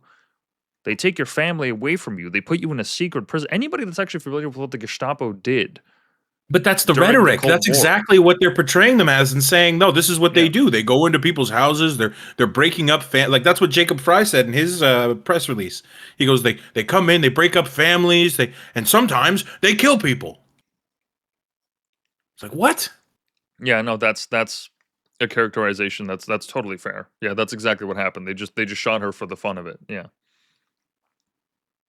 So Like this is some they even called I can't remember who it was. Fuck, I wish I could remember who it was, but at one point I remember hearing them calling Jonathan Ross a rogue agent. Like, oh, as this mother was killed by this rogue agent. Rogue agent. He's federal law enforcement. He's got something like 20 years in the service. just a man doing his job, and a woman Just a guy getting doing in his the way. job. Yeah, this is part of the problem with all these movements. To the greater topic at hand, you know, this Minneapolis thing that we're talking about. Yeah, we spent quite a bit of time on it because it's significant and it's recent. But the overarching point here is that like absolutely none of this needed to happen. None of it. She didn't need to die. Now the officer, like, dude, I don't think the officer is particularly unharmed in this situation either. The guy's got to live with this. That he killed somebody for, like, what reason? Not only You know, that, like but again, his name is essentially slandered because everybody knows it now, and it's been dragged through the mud for the last 2 days about how he's a monster. And just because that video came out isn't necessarily going to change people's minds. For the rest People are of his still going to life. say, "Oh, well, he could have just gotten out of the way," or, "Oh, what was the other one? Oh, you don't know Renee's intent. It wasn't her intent to drive into the officer." And it's like, okay, well, first of all, you can't say that because you and I will never know her intents and we'll never know at this point. So that's a non-starting argument right there. Yeah. I'm sorry, were you reading her mind right before that incident occurred? I don't think so. So her intent doesn't matter. What matters is the facts. Absolutely. And like absolutely none of it needed to happen. This was totally avoidable if she was just at home reading a book or whatever the fuck. Or it even just gotten out of the car. Or just gotten out of the car. None of this needed to happen. And it's just sad that it even has to get at this point. But like this is how far some people believe in this shit. And that's what it is. It's shit. It's like why would you think that following federal agents as they do their job is a good idea? As a convoy. You don't think that because that makes you think them, they're Nazis? Nazis. No, I know. I'm like asking a what rhetorical JD question. Vance said, he goes, "What you have to be a certain level of brainwash to do this." Yeah.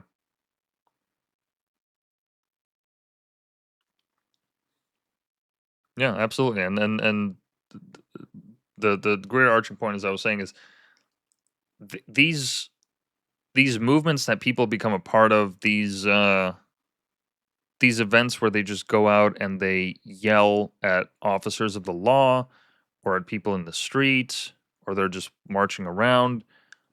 That time of social change, it's not over, right? There's moments where social movements and protest are actually effective and they work.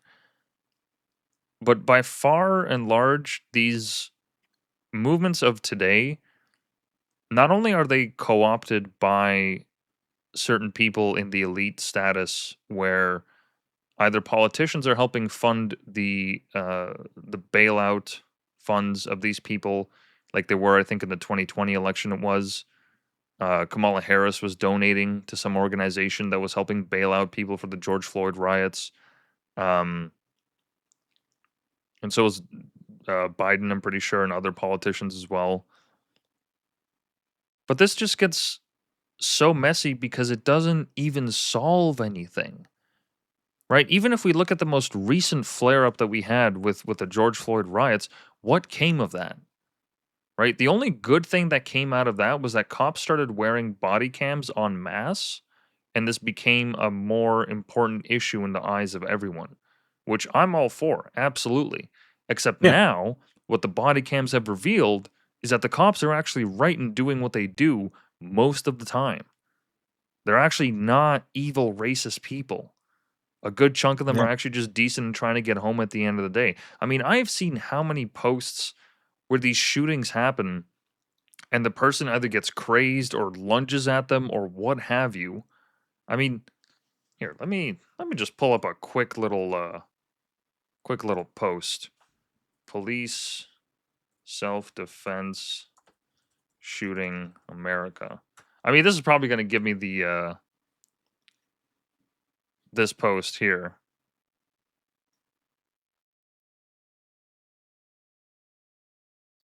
Let me see here. I remember one, there was a woman in oh, here it is.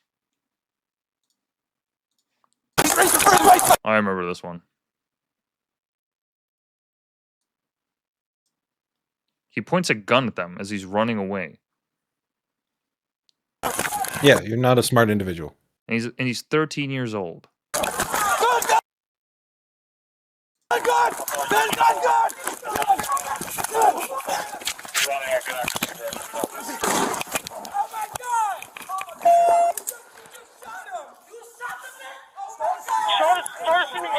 got shots fired. What the fuck did he shoot? Back up! Back up! Back up! Got shots fired. Got shots Wait, fired. where zoom out? Sorry. I'm going right there. Go right there. Copy the cross street. We need to block those off. No need for that. Literally no need for that. He's just there as at a police stop, and he could have just complied. Do your time. Why would you lose your life over something as stupid as this? Make sure you got no weapons on you. No weapons on you, and takes off immediately. You think you're gonna outrun 3 cops? Jesus fucking Christ! You know what? Nobody can outrun a radio. Yeah. Go ahead, outrun me. I've got guys down the block. I'll call them, let them know you're coming. Like, you're not going anywhere. That's the thing, is these people aren't smart individuals. Even if it's not something as egregious as like having a gun on you or something. I was watching Police Interaction a couple days back, where it was like somebody ordered something online, it was delivered to their neighbor, and they refused to give it back, and they had like Ring camera footage of it being delivered, and one of the residents of the neighbors picking it up. And the cops come over and they're like, "So we saw this package, can we find this package?" "Oh no, we don't know anything about this package, officer. We don't know." "You don't know anything?" Like, she says she has footage and she's pulling it up right now. "So if I see this, like, it's going to be a problem, or we can just return the products and be done with it." And this went on back and forth for like 40 minutes. And the cops are like, "Can you guys get it? We know you have it. We saw the video. Can you guys get the stuff? Or somebody's going to jail, or you're all going to jail. Like, hello, let's go." And they give them chance after chance after chance, and they're like, no, I don't have it. Oh, wait, look at this. Mom, you must have accidentally grabbed this. And, it's open. I hope everything's in there. Something's missing. Sometimes these guys on the orders, they miss something. You're gonna have to take it up with them. You have to take it up with them. We don't have it. Back and forth until finally the teenage daughter is put in handcuffs and brought in. Like, what are you fighting for? They're even giving you a chance to get out of this scot-free. Just hand over the stuff and it's over. Nope. I think they can get away with it. And here's yet another classic example. This one's been used in a bunch of memes. Oh yeah, I've seen this. Back up! No! Oh yeah! Back up! Oh yeah! Oh yeah! Hey man, I got nothing to do with. Please back up. Oh yeah! Back up! Oh, back up! Back up! He lets her get way too close. Back up! Yeah. Like that officer showed some crazy restraint to like. I didn't realize he was stuck in a corner until his camera stopped moving. And yeah, you're stuck in a corner and there's a lady that big with a knife coming for you that already swung it at you. Like, he let her get way too close.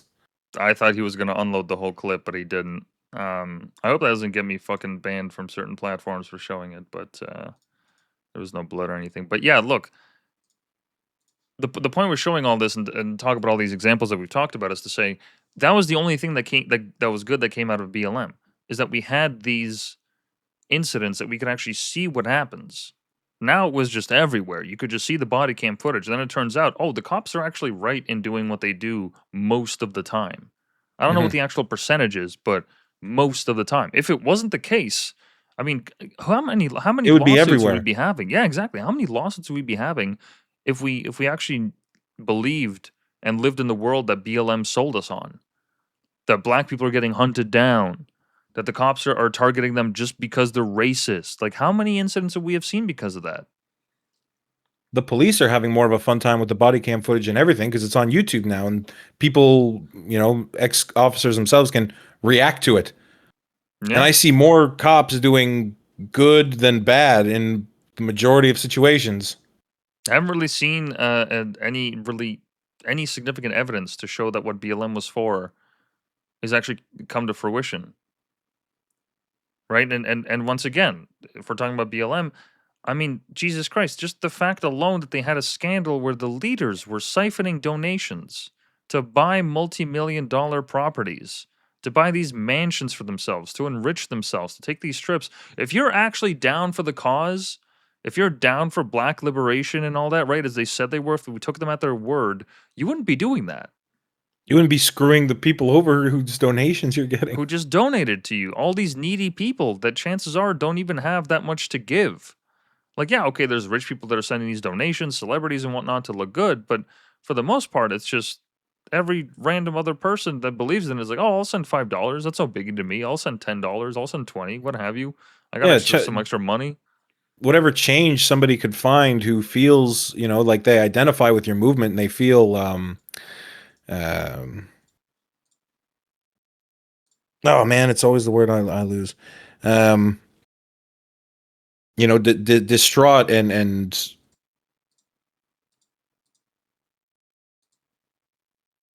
I feel united. Let's just say, yeah. Anybody that feels involved, anybody that feels any kind of way about it, that's who donated, and they just took that money and they fucking ran with it. So all of that is just to say, right, the overarching point of this episode, these protests, for the majority, are bullshit. They're not real. They're made up. They're struggle sessions. Okay, these events, they're not actually going to change the quality of life for people. They're not actually going to do anything. All you're doing is you're just disrupting the natural order of things. Law enforcement. Right? Or people just going about their day in a Jewish cafe that just got, fucking yelled at by a bunch of protesters because they don't like the fact that it's a Jewish cafe? Or that Indigo is owned by some big Jewish people that have donated to whatever Israeli causes. I'd be like, there's that big Indigo in downtown Toronto that got fucking covered in paint It's like, why are you doing that? For who? Why would you ruin? What does a business have to do with this? Hmm. Like, Well, what are you actually we were saying doing? before, it's the same. It's the same people who will stop a highway. It's the same people who will glue themselves to the floor of a car dealership. It's the same people who stand in the middle of the road with a rope between everybody's waists, blocking traffic, stopping. It's the same people who sit in the traffic and stop a man from bringing his wife, who's in labor, to the hospital. Have you seen that clip? Mm-hmm. Mm-hmm. And there's not just the one. There's not just the Oh one. no, They're just tons of them. They're upsetting the natural order, right? If we're just to put it in the most general way, and for what? What gains are you actually making? Because see, you know what's even more powerful? You know, when Bud Light had that giant scandal with Dylan Mulvaney and all that, people just stopped buying Bud Light and their shares tanked. Bars were selling it for like a quarter of its price. You know, Bud Light was plentiful, but nobody wanted to buy it because they were making a point. See, that actually worked because immediately after that, they fired that lady who made that ad campaign, right? That one individual. They completely turned their brand around. Now they're the sponsor of the UFC, right? Like that's, I'm not saying And that the that was NFL. major. Yeah, and the NFL. I'm not saying that's like some major change and, oh my God, fucking kumbaya, we're all, you know, the world is right now that Bud Light has gotten their shit together. No. But that is an example of how you can actually make change happen. Real right? Because change. they went after their purse strings. They went after their shareholder value. They went after what was actually going to send a message. Right? For the Indigo protest, what would have sent a message is if they said, hey, hear us out, okay? We, as a group, we don't particularly like what Indigo is doing in its involvement in Israel. Like, let's assume, right? Let's assume even in like the most generous example that Israel was getting money from Indigo. They were sending it directly to the IDF or something, right? The appropriate thing to do isn't to destroy their stores and burn them down and all that. All you're doing is you're just signaling to the world that you're violent and you can't be reasoned with.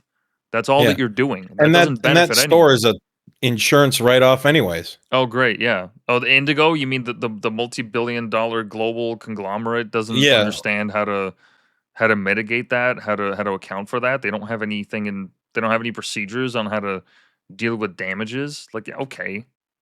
It's like burning down a McDonald's. It's arson, like yeah. It's like burning down a McDonald's. Wow, great. You got one out of a fucking trillion. That's great. There's a fucking Indigo in just about every major city in Canada, and not even major. Right? Several and Indigos. And they're also tied to, what is it? Is it Chapters in America? Yeah. Yep. Chapters and Indigo is the same Chapters. company. I think Chapters got bought out. Yeah. And so what would actually hurt them is if you got together and said, okay, we're going to boycott them. We're not going to buy books from Indigo. Here's actually another bookstore, another book chain that is just as accessible. No, not even. Maybe go to a local place. That's what I mean, yeah. Give your money to the local guy who's got a tiny bookshop somewhere. And if he doesn't have what you want, tell him, can you special order it for me? Because these are the same people who said, I'll happily pay more taxes if I know it's going to Ukraine or something like that. It's like, okay, so pay more for your books. Help the little guy out. Help the local guy.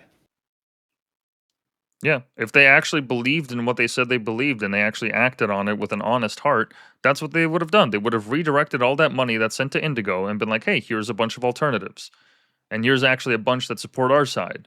They send money to Palestine or Gaza or what have you. I guarantee you there's bookstores that did that. Or at least donated to some charities or what have you. Right? Or would have if the sentiment was there. Absolutely. Right? If all of a sudden people were like, oh man, I don't want to buy from Indigo anymore, but I don't really know any bookstores that it's like, oh, okay, well, this person's, into this political stance. If we take this stance, then we'll drum up business. Bookstores aren't exactly doing well these days. Yeah. They'll hoard themselves out if that's what it takes to, get money going in. That's just business. You don't even have to hoard yourselves out. No conservative is running a bookstore. Let's be real. Let's be real. Chances are they already have those beliefs anyways. No conservative is like, man, I can't wait to sell another copy of fucking, I don't know, 50 Shades of Grey or whatever the fuck women are buying. The Deathly Hallows. Yeah, another copy of the Deathly Hallows. Yeah, let me just sell another first editions of Harry Potter. Like, no conservative is doing that. Yeah. Right, but that's we're not English majors for a reason.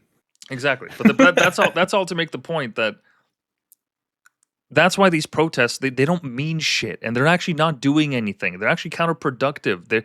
They're wastes of energy. And whether that's on purpose or if someone's setting that up or if like they're just throwing shit into the cogs of the machine just to give these people an outlet, right? There's an argument to be made there, sure, maybe.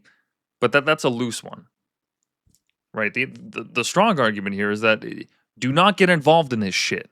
Do not. Okay? Do not attend protests. And I'm not saying that flat out, like never, ever, ever actually go to one. Do your homework. Yeah, do your homework because 99% of the time, at least it looks like, from the time when I was young to now, the only real protest that ever happened, and even then it turned fucking fake and gay within not even 2 weeks, was Occupy Wall Street.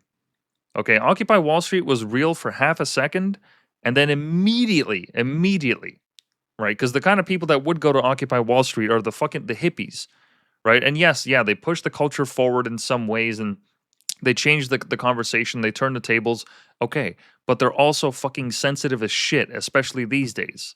They're extremely sensitive, and they're very mindful of DEI and racism and what is it? That there's a term in feminism, intersectionality. They're big fans of intersectionality, which is this idea that your identity exists across multiple spectrums. So I'm not just a white male. I'm a white male that was born in a Soviet country, right? An ex-Soviet state.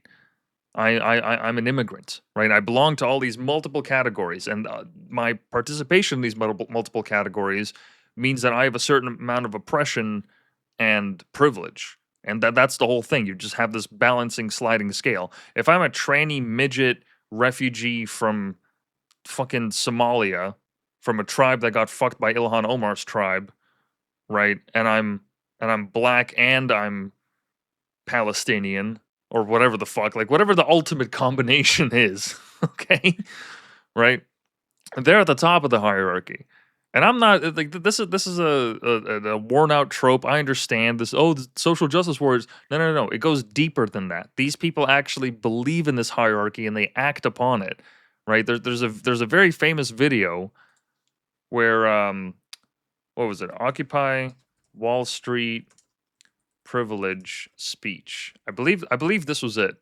There was a speech that a woman made telling people that I remember my professor playing this, my social movements professor playing this. It was a speech made by a woman that was basically saying, look, everybody in this audience right now, if you want to get up to the mic and speak, you have to first recognize your privilege. You have to recognize if you're a white, straight, cishet male, you go to the back. If you're a black woman who's a single mother or whatever the fuck, you go to the front. And the whole crowd was just going along with it, and I think some people were like disagreed, but they didn't really have a chance to speak up. Right? That's what they believed in. That's how fucking gay it got. Occupy Wall Street was real for a second because people were like, we are part of the 99%, and these fuckers are 1%, and they own us. They own us, and nothing happened because of the Wall Street crash. These people are fucking assholes, and they're drinking champagne. Where's that champagne video? Do you remember that? Oh yes, I have seen that video. Where is it? Where's the part in the video where they zoom up and they see all the Yeah. You got all the remember protesters. That privilege flower we had to fill in? Yeah, I was gonna get to that, but just watch. Oh, okay. This. They're just taking videos up in their balcony, smoking cigars, drinking champagne. Like, what are you gonna do? What are you gonna do about it?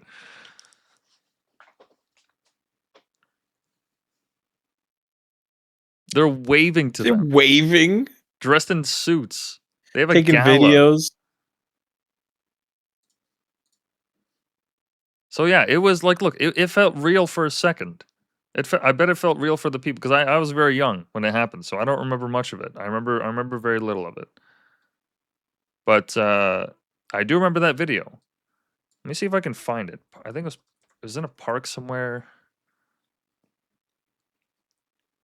I don't know if I'm going to be able to find it because it wasn't even on YouTube that he showed it to us. He actually had the video file, so I probably can't even I don't know if I'm going to be able to find it. I misspelled privilege. There's a. Do I still have this video? I hope so. Yeah. I'm not going to be able to find it, but the Here, point is, I got something about privilege for you. this it felt real for a second, but then it turned immediately gay because the fucking social justice warriors and then the gays and all these other people got involved in it. Oh, I know that. I'll play that in a second. Because it perfectly encapsulates the point. It became fake the moment that people started making it about themselves and this identity and not the movement. It splintered. Because then when people actually started going to these camps and being like, okay, so what are you guys actually about? You guys are all occupying the park, it's great and all that. Okay, fine. When is the change going to happen? What are we actually going to do? What are the fundamental steps that we're going to take to hold these people accountable? Are we forming a new party? Are we going to abdicate voting? Are we going to stop paying taxes? What is the goal of this? Right? What are we actually going to do? What are the actionable steps that we can take to change the way things are? And nobody had a message because the whole point was to not have a leader. It was a leaderless thing. It was just supposed to be a show of force. Honestly, I think that so then tribalism takes over, and you start exactly. No, keep going. Well, tribalism takes over, and then you start hanging out with your own and realizing, oh well, we should be talking about, or only the black women should be talking first. Like, I don't know the logic in that, but sure. Yes. That's exactly what it turns to. That's exactly what all of these struggle sessions turn into. And like you said, they splinter, so you end up like running with your own people and somehow under the same umbrella, like just being in the same park at this point.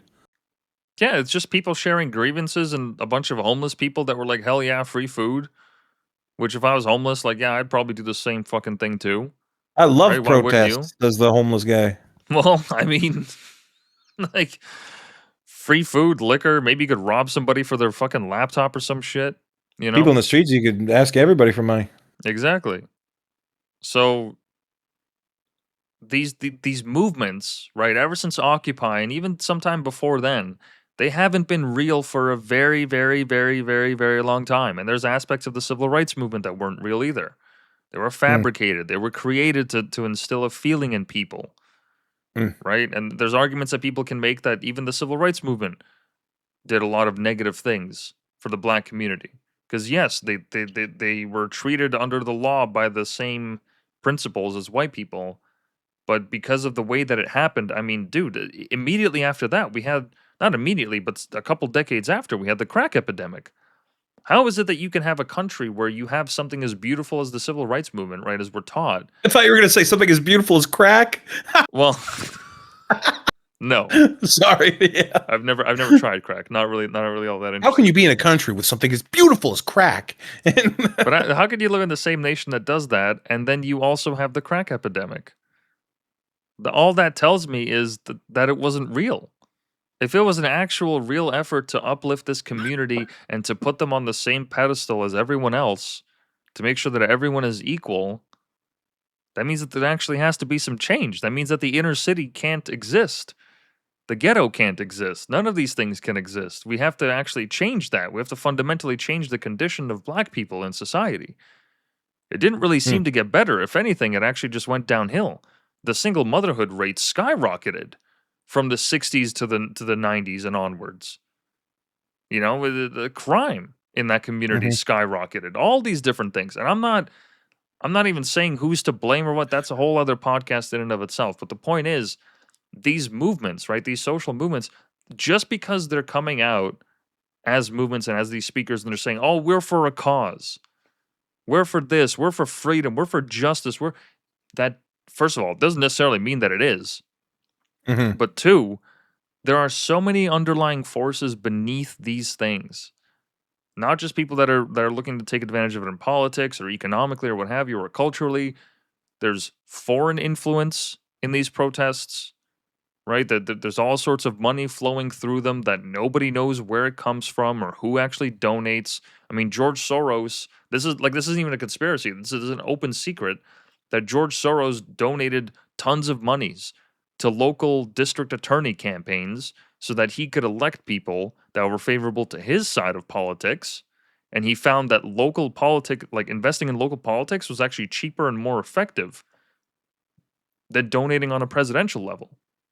Because on a presidential level, you got to donate billions, hundreds of millions. But on the local level, it's just a DA. But the DA has so much influence of what happens in that municipality that it's much more worth your dollar. You're actually affecting culture on the ground. You're not just trying to affect something that's a bigger wave than you can control as a single person.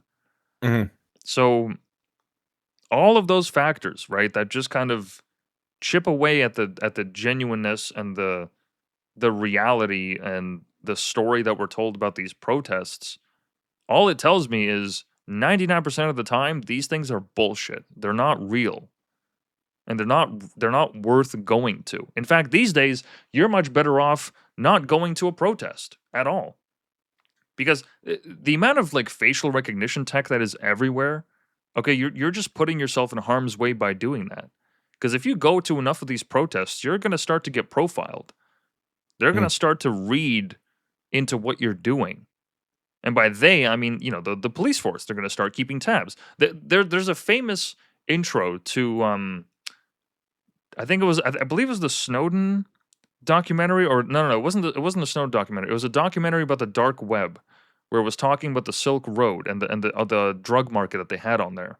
The intro to the documentary, it's a man that was doing a speech in a basement of a club somewhere during Occupy Wall Street, where he was basically telling them, he was asking the audience, how many of you have transit passes? A bunch of people raised their hands, like maybe more than half the audience, and this is in New York, so almost everyone has one. And then he asks the follow-up, how many of you have linked your credit card to your transit pass so that it auto refills? And a bunch of people, kept their hands raised. And he's like, look, the reason that's a problem is because now your bank has access to your transit, which means that if there's ever a federal subpoena or any kind of surveillance that happens, they know your travel route. It's one thing for you to just pay some money and get a transit card that's temporary and throw it away. It's another for your bank account actually to be linked to it, which is why I don't recommend that people tie their visas to their Presto card. If you can just fill it with cash or what have you, it's much better. Because at least then there's not a record of where you're traveling. Because fuck them, that's why. Fuck the surveillance state. So at the end of the day, if they want to know who you are and what you're about, they can just watch the protest footage. You're openly going out and talking about your views. There's footage of people just yelling slogans and being a part of these movements. You track enough of that data on a long enough timeline, you can get a lot of information on someone. Right? And that's why a lot of these protesters that show up to these movements now, they wear face masks because they want to protect their identities. They don't want to get caught by the facial recognition. Right? Showing up to protests these days is dangerous. It is legitimately dangerous because you don't even know who the fuck's around you. You've never met half these people before. Even if you are organized and you guys met up in a clubhouse somewhere before going over, who's to say that aren't people that are just going to join off the street? Who's to say that people aren't just going to take advantage of it? Yeah. You have a half-assed reason to be there, like the BLM. I support black people. Okay. Fantastic. What about all those BLM influencers? Is there a compilation of those influencers? Oh yeah. Oh yeah.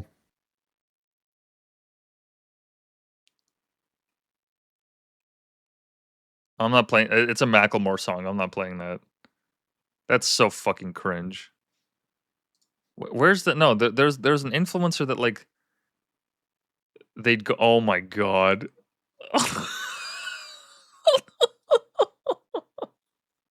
What the fuck?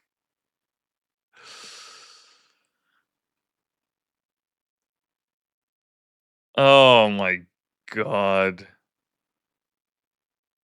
Why has it got to be a basketball too? Isn't that racist?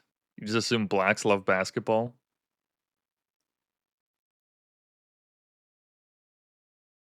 What the fuck is this, man? I've never even seen this before. Yeah, me neither. This is so I guess this cringe. was a TikTok trend. That guy's not even kneeling. He's just crouching. That was lazy. All oh my right. god, you're making your son do it? Jeez. Oh yeah. Oh yeah. Oh god. The dog. The dog. Kneel. Oh my god. Oh my god. Don't do that to the dog. Leave the dog alone. Oh my god. Oh no. Where's the footage of the influencers that fucking they were going up to like they were taking photos of them like kneeling and whatnot. Let me see if there's got to be a compilation of them. They were like setting up a tripod and taking a photo by like one of the BLM murals, and you could tell that the whole thing was just so performative. I'm not gonna be able to find it just because there's so fucking many. But I remember seeing. Maybe it's better in the photos. Yeah, like this. Yeah, like they would be on the sidewalk and they just wait for the parade to go through and they'd stand at the parade and take photos of them. Yeah, here it is. This is the one. Yeah, this is it. That's really low I res. do remember hearing about these. Yeah. Sitting in a chair. What the fuck is this? Here it is. Yeah, this one right here, the nail gun. Or the drill. Black Lives Matter. Yeah, you're definitely in the protest in that dress, by the way. That's nuts. What's that third one supposed to be? The third? Oh, I don't even know. She's standing by a T-Mobile. Standing in front of a T-Mobile. Is T-Mobile operated by black people? I don't understand. Jesus fucking Christ. And this is during COVID too. Unbelievable. And then they just turn around and they just go, oh, white privilege. Like, I'm trying to be a part of your cause, and then you just slander me. No, she's not trying to be a part of the cause. She's taking advantage of it. They're right to call her out. But so what? Big deal. Like this. If you're gonna eat these lies, eat these lies. That's a highway. What are they doing? These people vote, man. See, this is what I mean. Do not get caught up in this fucking bullshit. Do not. Okay, and I'm not even saying like, obviously on the face of it, anybody can tell that this is asinine, this is retarded. Anybody with 2 brain cells can put together that this is not the move. This is not the thing to do. You don't just do this, especially during COVID. Why the fuck would you do that? But here's You're the a thing. retard. Your record is going to be forever. But I'm saying this. Don't just like avoid doing these things with ideas that are ideologically incongruent with yours. Don't fall for the fact that even if there's like a Trump rally or something or a protest like that, be vigilant. Be extremely vigilant, because the chances of it being co-opted or taken advantage of or being manipulated by anyone is extremely high, and it solves nothing. As we said earlier, right, with the earlier example with what happened in Minneapolis, it solves nothing. You having a poster walking in the street does absolutely fucking nothing to push the needle. You want to affect something, go vote. Go start a campaign. Go start a new political party. Volunteer in your neighborhood. Go fucking canvass. Go, talk about the businesses that we need to boycott or invest in. Like actual, real, tangible change. Not whatever the fuck this is. This is retardation. This is theater kid shit. Okay, this is what 12-year-olds do. Okay, when they're having a tantrum. Okay, wait. Sorry, you were gonna say. I was gonna say, a lot of the protests leading up to now, I can understand. Like, I can understand how they got as big as they did. Okay, because with BLM, I feel like like the George Floyd incident, it took a long time for the body camera footage to come out and different perspectives. Like they let the fucking the initial reaction just sit there and stew, and the media did nothing but inflame that. So I can understand why so many people came out and were protesting for this stuff and so on and so forth. And whether it's this or whether it's the Rittenhouse shooting or whatever else was going on, I can understand that. But these protests that have come down recently, this one involving Renee Good, Mm. and the ones involving the Venezuela protests. These are great examples because I feel like it's gone to the realm of the ridiculous. Like Oh, we're well past that. you can't take these Yeah. protests seriously. These last two protests, you cannot take seriously. This one got debunked in 3 days. Not even 2 days. Not even. Like this is a Technically huge 1.5 movement day. going on. There's what's that? Technically 1.5 day because the second video came out at noon today. It's been literally 1.5 days. So people are all over the place slandering ICE and so on and calling them Nazis and then following them in the streets and obstructing and getting into confrontations and Yep. surrounding their headquarters and blah, blah, blah, blah, blah. And it all means nothing once that video came out today. It means nothing. And even if they stay, like we said earlier, like what are they going to do in that autonomous zone? They actually clearly haven't built anything to last. As soon as the liquor and the food runs out, people are going to be gone. Who's going to be funding this? What are you doing? Yeah, but you've been what is this proved objectively in the wrong. Yeah. Like, how can you now stand there living with yourself and be like, oh, no, we're doing the right thing now after that video came out? Like, now you're just delusional. Yep. If that video comes out and you're still protesting about this, you're delusional. And then the whole Venezuela incident, you know, these people are crying, oh, release the dictator, release the drug trafficking, human trafficking dictator of Venezuela. And the Venezuelans are partying. They fucking love this. You're protesting for people who are having a good time because of what happened, who are relieved. I've seen videos of children going to their mothers and their grandmothers on the day that night. Yeah. And they're like crying because they're just relieved that it's over. Like, yep. And you, as some white individual in America or Canada, think, oh, the United States shouldn't have the right to just walk in and take somebody's political leader. But the people are happier for it. But you're still going to protest to release them and put them back. Like, where? You want to talk about not being able to take things seriously. You're talking about Black Lives Matter can't take this seriously. It's like, sure, but I can see how people could take it seriously. These I can't understand. I can't. Mm-hmm. Like the Venezuela one is the bottom of the barrel for me. Like that's it. That's the last straw. That's so far out the realm of imagination. I don't even know what planet you're living on anymore. Absolutely. No, I'm right there with you. And once again, if we're thinking in real terms, right, what does it actually take to enact change on this kind of level? If you want to actually, like, just spitballing here, if you actually want to damage the military-industrial complex, just stop paying taxes. Stop paying taxes and convince, hundreds of thousands of other people to not pay taxes also, because that's how they get their funding, right? Like, tell people to boycott these companies. Figure out if they're part of certain holdings when it comes to where your pension is invested. If the teacher's pension is paying for Lockheed Martin or whatever the fuck, right? Like, there's ways to hurt these organizations if you just stop for a minute and think, okay, what incentives are they actually going to listen to? People just out there in the street, who does this benefit? Who are you doing this for? Clearly, as you said, and I've seen these examples too. The Venezuelans don't even want that. So you're appealing to what, other Americans that may not necessarily agree with what the U.S. has done in Venezuela, which is neither here nor there. I'm not even going to get into that. Okay, who was in the right? No, but the bottom line is the Venezuelan people are happy. Like they're happy, and so like, what are you as a movement actually going to do? What are you actually going to do to affect change? Like if you actually impress upon. If you impress upon them this question, right, what are we actually going to do to change?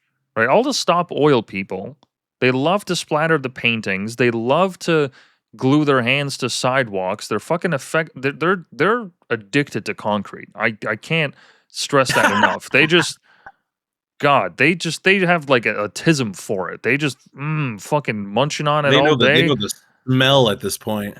God, I mean, They might as well with how they fucking glue themselves to it. I don't know what this fascination is with people and concrete, but Jesus Christ, they love that shit. But what are you actually achieving? Right? Like if we're talking about, like, let's say an example, just stop oil. Okay, so let's just stop oil, using all oil tomorrow. Okay, so global shipping routes completely come to a standstill. Nobody can ride a car. Everything is done manually. A good chunk of our electricity goes away. Everything just dies for a good, like, I don't know, years until we figure some alternative resource out. I mean, you can't use an elevator anymore. Anybody living in a high rise is fucked. You're going to start having bread lines. And even if we're being generous, right? Okay, fine. So they're not advocating for somebody to snap their fucking Thanos glove and say no more oil. That's it. It was inevitable. No more oil. Okay, so even if we're not talking about that and we're talking about detransitioning, what are you actually going to propose as a solution, as an alternative form of energy? Once again, going back to just the fundamental question that you can ask of any of these movements, what are you asking for and how do you mean to achieve it? Yeah.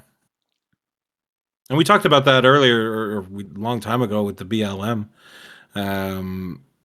movement, was that if these individuals had actually sat down and said, hey, like, this is what we want to change, this is how we want to do it, what do you guys think? Is this something we can, like, feasibly do? It's like, okay, now we can have a conversation. No, there's no talking to these people. Oh, okay, you guys see this problem, you guys see it this way. Okay, this is what you propose, we do about it. Okay, you're coming at me with a battle plan. Otherwise, you're just lying on your face sniffing concrete. Literally, in both examples. Like, as we see here, yeah. I just love concrete.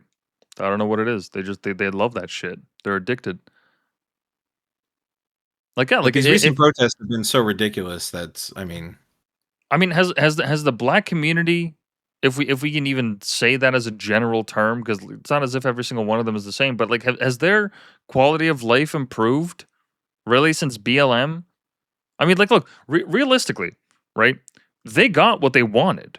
They elected all these politicians that push forward these policies, whether it's DEI or all these benefits for people, right? Biden and Kamala were in power at the heyday of the George Floyd thing. They came on the tails of it, right? They were in power for 4 years. They had all the backing of the federal government. They had the people that believed in that and that supported them. Fine, okay, so there was a bunch of states that didn't go along with it. What about the states that actually did?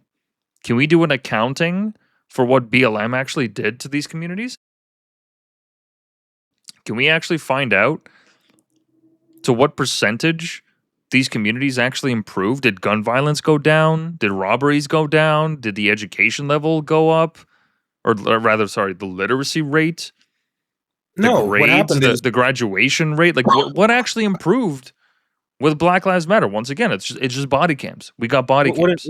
What improved was their level of entitlement, because now they walk around thinking they're superior and that they're owed. Yeah. And once again, that doesn't speak for the entirety of the black community, because there's plenty of people that went against this, but the people that are out there in the media and that are culturally relevant on TikTok or wherever, they're still talking about this. They're still advocating for it. Right? They're still gung-ho about it. There's still positions in Canada that you can't get if you're a straight white male. They will only advertise to people that are either female or black or just not white and not male. Right? This is still alive and kicking. This hasn't gone anywhere. Woke is not dead. We're still living in the remnants of it. Now it's just not as popular to come out and say it, because you're going to get rightfully clowned on Twitter. But Jesus Christ, this is still kicking. This thing is still kicking. This idea is still around. And who benefited from it? The leaders, the people that enriched themselves, that enriched their families. That's why it's all just fake and gay. All of it. All of it is just fake and gay. And even if it's for a righteous cause, it's still fake and gay. Right? Here's the example that I was talking about before. You mentioned that you never saw it. There was an immigration protest that happened this summer. I think it was in August. No, it wasn't during the night. It was these people that were walking around, and it started in Christie Park. Why is my browser lagging? Why is my browser lagging? Come on. Take Back Canada. No, this is just a 15-second clip. There was a moment, yeah, where they were in the park. Let me see if I can find it. Yeah, here it is. They're honoring Charlie Kirk and doing all this, and Charlie Kirk! like, just listen to this for a second. What the fuck is this? Say his name! Charlie Kirk! Say his name! Charlie Kirk! Charlie Kirk! Say his name! Charlie Kirk! Say his name! Charlie Kirk! Thank you guys. Say his name! Say his name! What is this? What the fuck is going on? What are you doing with your fucking... This is like on a Saturday, too. What are you doing with your weekend that you're here? There's a guy arguing with the cop. The cops aren't saying shit to him. They're Cops are half taught listening not to to him. say anything to anybody. They're half listening because they're paying attention to make sure nobody does anything. This guy's yelling Charlie Kirk. For what? What is this doing? And there's counter protesters across from them saying immigrants are like, what is this? This is like 2 blocks away from me, man. I'm glad I didn't go. For a second there, I was thinking of going, but then I was like, What a no, why the mishmash of craziness. This is just weird. There's a guy waving a flag. He's looking at his phone as he's doing it. This woman is just filming them. What is going on? Yeah, this guy's literally has a cigarette in hand. Oh, he looks at him. Oh, look, I'm waving my flag. Sheep. I'm just pleased to be here. No, they're fucking sheep. What are you doing with your time? Why? Why would you think this is a good idea? Oh, we're voicing our concerns. We're fucking giving it to them. What are you talking about? You're voicing them, but nobody's listening. Nobody's listening. You're talking to the opposition. They literally have a flag where Trump is a Nazi, and they're talking about smashing what fascism? This isn't fascism. Yeah, it's always about fascists. 2 opposing political sides can yell at each other at a park, and the cops are keeping it peaceful. This is literally the opposite of fascism. If this is a fascist government, half of those people, depending on whichever side they are politically, would not be there because they'd either be dead or they'd be too scared to come out. That's what fascism is. That's what fascism is. That's what Hitler is. That's what Nazism is. It means the other side that they're against feels so threatened for their life, they're not going out. Do you think happened in Nazi Germany? Oh, it was a regular thing. Yeah, we'd go to the Autobahn and we get the crazy glue. Oh yeah, we'd glue ourselves. How did that end for you?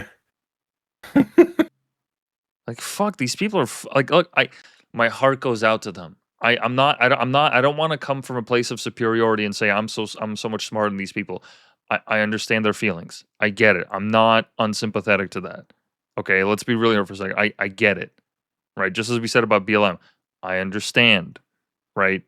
Your job maybe was taken away by somebody who was willing to work for less pay, or you're having a hard time finding a job after spending time unemployed, or what have you. You feel disillusioned. You're somehow affected by what's happening with the immigration system in Canada. Millions of us are, okay?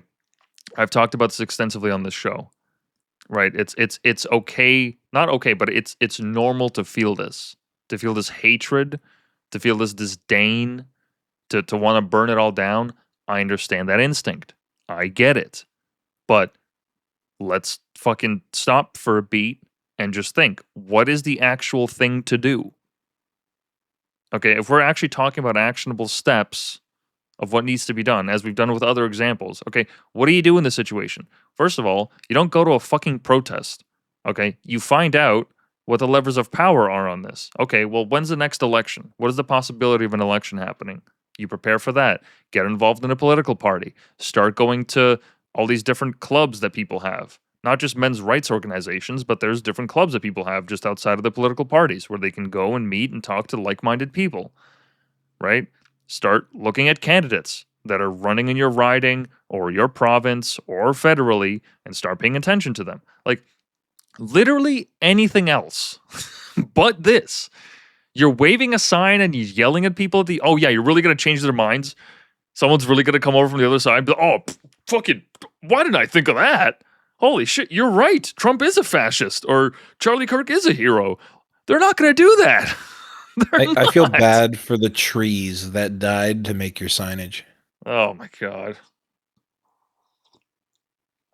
Because that's all just waste. Yeah, it's all just waste. You're not going to be able to reuse those posters. Cool, cops. Do you enjoy the thought of cops getting paid overtime for this shit? That's Tax great. dollars well spent. There's literally a million things cops could be doing. It shouldn't be this. I also liked how. Yeah, sorry. Go ahead. No, I was going to say I also like how there's a swastika on Trump. So when you guys do it, it's okay, but when I do it, I'm a Nazi. What do you mean? Like in the Freedom Convoy, in the first days we had. Like, no, but they're against it. They're signaling they're against it. So were we. We were calling Trudeau closer to like a fascist than anything, but sure, now I'm a Nazi. Well, that Nazi swastika thing in the convoy is weird because some people said that apparently it was like Trudeau's photographer or something. The identity was never confirmed, so we don't. I don't know that for a fact. But either way, I get your point. I understand. Yeah, it's like how is it that the left can fucking paint swastikas on Teslas? It's like, well, but that's what the Nazis do. Like, you're literally doing what the Nazis are doing. What do you mean? That's what the Nazis put the swastika on everything. You're just putting it on the car. Oh, well, it's because Elon's a fascist. But you're putting a swastika on the car. What part of that do you not understand? Oh, but no, but I'm against it. Doesn't fucking look like it. It looks like you pimped the fuck out of that Tesla. That's what that looks like. Okay. Looks like you fucking pimped it out. Very old school. So yeah, no, look, avoid these things like the fucking plague.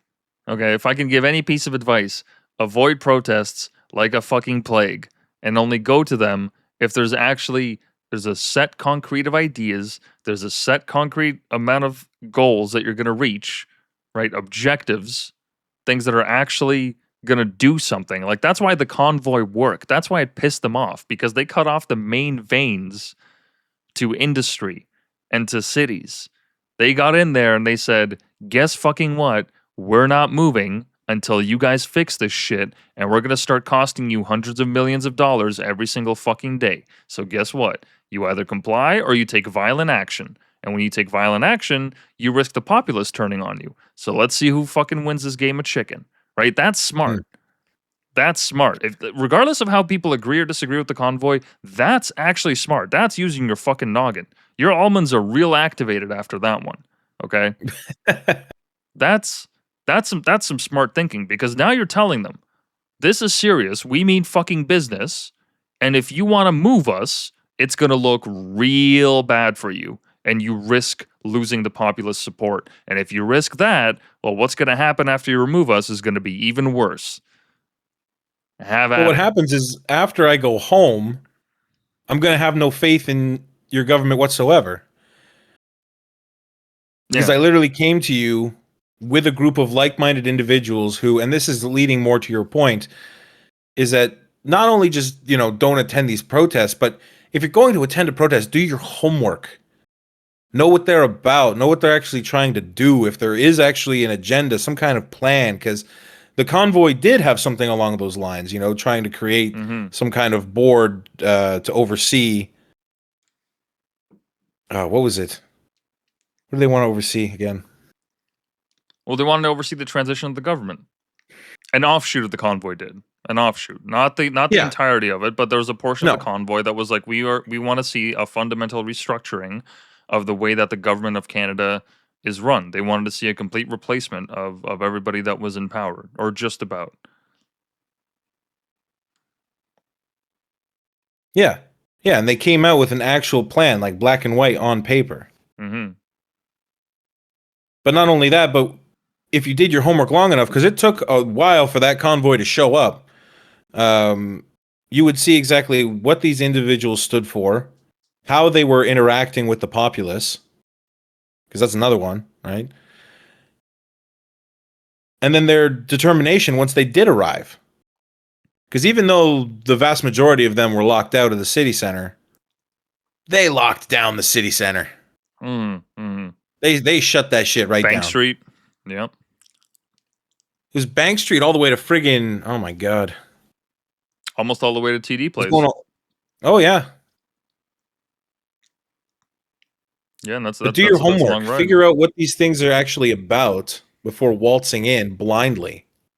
Because then that's how you end up with people like this who just have signs that say no to hate or no space for hate. Like, what does that even mean? No, but understand how to organize. Understand that, like, okay, we need to work as a unit. Like I said, like if we're actually talking about like not counterinsurgent, but like insurgent tactics and how you want to actually affect a protest, right? If you actually want to do this, you come with a gas mask, you come with cones, and you come with a bunch of bottles of water, some med kits, what have like you come prepared, right? The cones, what they're for is, fun fact, whenever there's a tear gas canister, what you can do to extinguish it is you put a cone over it, like a traffic cone, and you spray like a whole bottle of water over it, and it'll go out. So you immediately cover it, and then the hole, you just you pinch one end with your hand, and you put the water bottle inside, so you create a seal, and the thing just goes out on its own. You need to know how to do that in order to actually deal with cops. You need to have some people with some boards or something to defend against the riots. Like, you need to actually prepare for this if you're in it for the long haul and you mean what you say. Otherwise, this is just LARPing. You're yelling slogans. What the fuck is that guy doing? Say his name, Charlie Kirk. What the fuck does Charlie Kirk have to do with this? This is Canada. Because he's got that mind of the duality where these people across the street are the evil ones that wanted Charlie Kirk dead. They might as well have been the ones to shoot him. No, I guess. I mean, yeah, I get, like, you can make that argument, but like it's just the point. It's it's just nonsensical to see. It's loose. It has no, like, this doesn't actually have any meaning. Like, it's one thing if we had like that Ukrainian girl that was fatally stabbed on that subway. There's one thing if we had a bunch of those stories, right, where people were harmed, and we do. It's just they're not nationally talked about, and there's not really protests. But we do have like stories of people being killed by either like new immigrants or what have you in like truck crashes or whatever. But it's just, I don't know, for one reason or another, it's just not sensationalized enough. Like, nobody really gives a shit about it, even though it's crazy. Like, these people are dying for no reason. They're dying because we decided to let people in because companies want to pay people less money to work for the same jobs. For what? We have entire families dying on fucking highways because these people can't operate trucks, or they get their cars stolen, or they have a home invasion. Right? Any of these number of things. Or just a crazy person on public transit. Exactly. All right, but I mean, this rally was for immigration, so that's like that's what they're focusing on. But once again, like, stay on message. Say their names and the victims' names, the people that have suffered as a result of this, or find a slogan that talks about, like, I don't know how many Indians have been let in the last like couple of years, or what have you. Like, just find some way to make your messaging actually relevant to what you're talking about. Don't just yell, like, what are you doing yelling Charlie Kirk? What the fuck does that do? When it makes you feel good, feel like you're honoring his legacy or some shit? That's gay. It's provocative. That's gay. It gets the people going. Imagine yelling another man's name at the top of your lungs like that. It's fucking gay. That's fucking gay, man. That's gay. That's homosexual activity. You're not organized. This is just fucking, there's just feelings. Feelings are not enough to actually affect anything like that. You need concrete evidence, and you need concrete proof, and you need some actual force behind what you're doing. What did the conservatives come out and actionable intel? Did the conservatives come out in support of this? Did any MP, did any municipal leader come out and be like, yeah, I'm actually with these people, I support them? No. Barely anybody came to the convoy. It was a slow rollout. Pierre took his fucking sweet time, and even then he didn't do much. Like, yeah, okay, he spoke on their support on their behalf, okay, but he tiptoed. He could have gone harder. Yeah, he could have much harder. he could have gone so much harder, and so could have the Conservative Party. They actually could have stood behind these people and helped them, just like the Liberals do. Because the Liberal Party in Canada, 100%, the amount of money that goes to these NGOs that also go to these protests, that pay for these protests for the LGBTQ or for Palestine or for fucking what have you. The indigenous or Yeah, the indigenous or what have you. Right? Like what, the Conservatives can't do that for their own intentions? Why not? Why not? So once again, these protests are they're fake and gay. They're all fake and gay for the most part. 99% of them.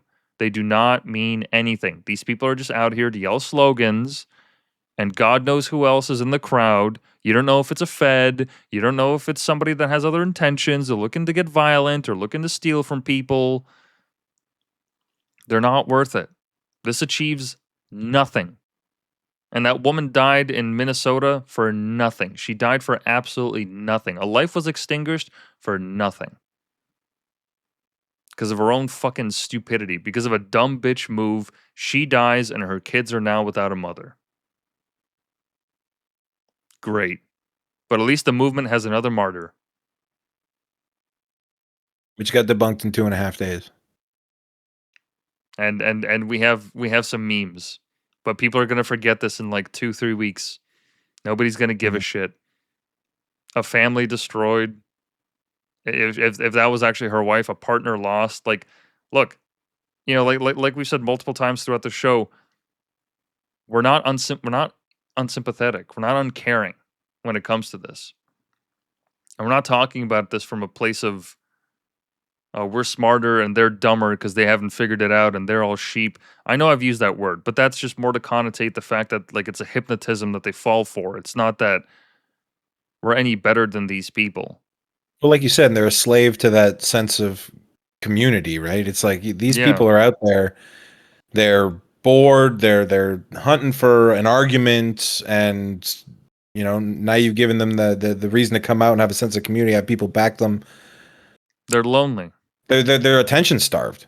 They want a sense of meaning. They want a sense of meaning in the world where meaning means less and less with each passing day, or at least it seems like. Right? But if you actually want some meaning, you want to take actionable steps to change things the way they are. Well, first of all, before even doing any of this protest shit, you know, start an organization or something, because like even around here, there's a company or an organization called Acorn that goes after like landlords that are like mistreating their tenants and so on. It's like somebody just started that. It's like, okay, there's somebody who can do, you know, some real change there. Well, first of all, they even came to my apartment and were like, "Hey, we just want to talk to see, like, you know, what's going on, how you feel about the place, you know, and have they been good to you? Like, is the power on? Does the water turn off? You know, what are your gripes about the building? You know, what can I help you with? How can we change something?" And if you go on their website, actually, like, I'm not even affiliated with them, but I took a look at them. If you go on their website, they have several articles that outline what they've actually done and whose lives they've actually affected. And that alone has done way more than any of these protests combined. Absolutely. Absolutely. Start local. Start in your own community. That's what any of us can do to actually affect immediate change. We've said this on the show fucking dozens of times. That's where it starts. You know, and as Jordan Peterson said, like, look, whatever reputation Jordan Peterson has today, in his prime, when he was talking about this stuff, you have to clean your room first and foremost. You can't change the world if you're not able to handle something as simple as cleaning a room, cleaning your own block, making sure that your family is taken care of, that your friends are taken care of. If you don't even have those fundamentals down, if you can't even look after yourself, what the fuck are you even on about? Talking about changing the world. None of that is going to happen. None of it. If you don't get these fundamental things down, if you don't understand your own emotional limitations, your own physical limitations, and how you can actually work to surpass them, to move forward, to build great things, if you don't have that foundation, you're lost. You're just aimless. You're just looking for the next cause to grapple yourself into, and then you're a fucking you're a kite in a hurricane. You're just grabbing for whatever's closest, a little bit of leverage.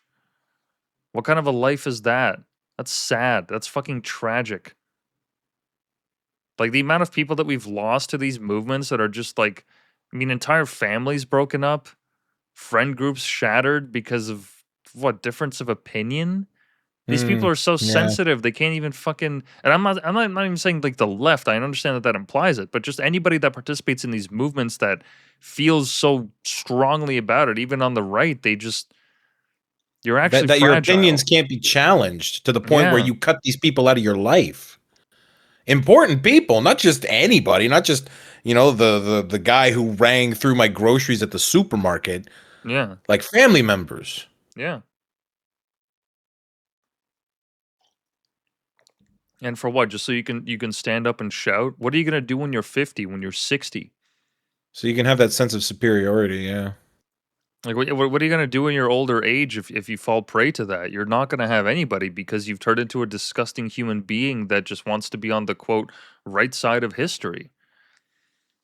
No, this is a trap, right? This is the. I know I've already said there's an overarching point to the show, but like the fundamental point is that this is just a lack of meaning in people's lives. So they think that filling their time by protesting, even if they're paid for it, right? Even then, like, they think that they're still a part of the cause. They think that they're actually affecting something when you're not.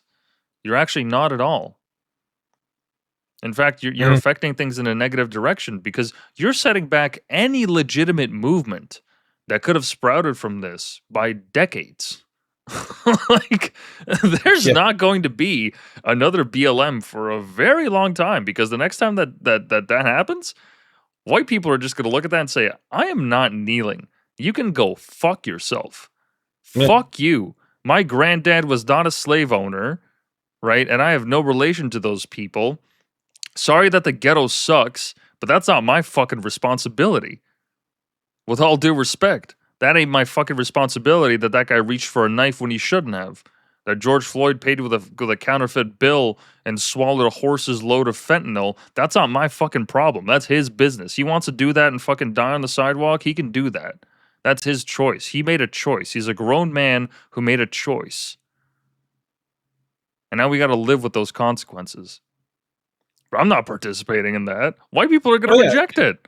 They're going to reject it. You could say the same thing here. She's a grown woman and she had a choice. Yes. They gave her plenty of chances. They gave her plenty of chances to de-escalate, to calm down, to just not do that. You didn't have to do any of that. No, but she's insistent. She wants to LARP.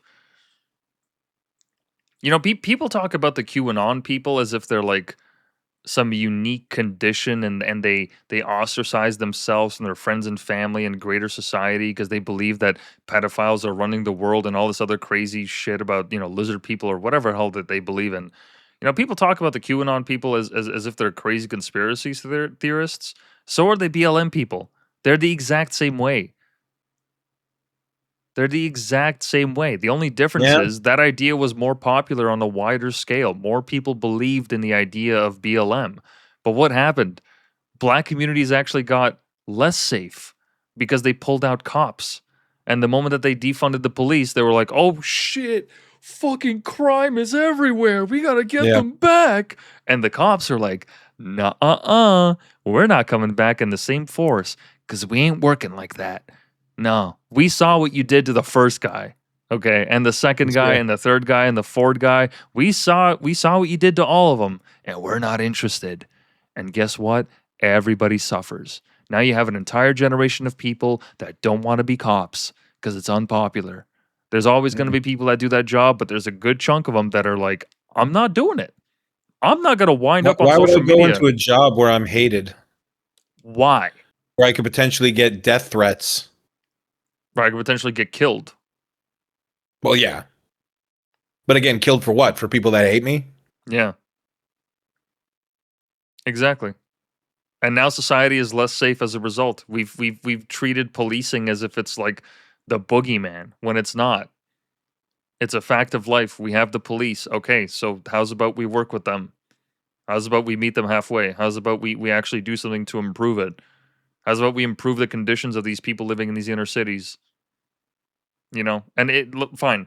Let's ignore BLM for a second because we've been hung up on that, and rightfully so, because it deserves to be fucking ridiculed. It's a ridiculous movement that should have never taken off. It's incredible how far it got, and everybody that posted a fucking black square and participated in that fucking charade should, God, the amount of embarrassment that I have for some moments that I've had in high school, that I believe will not even come close.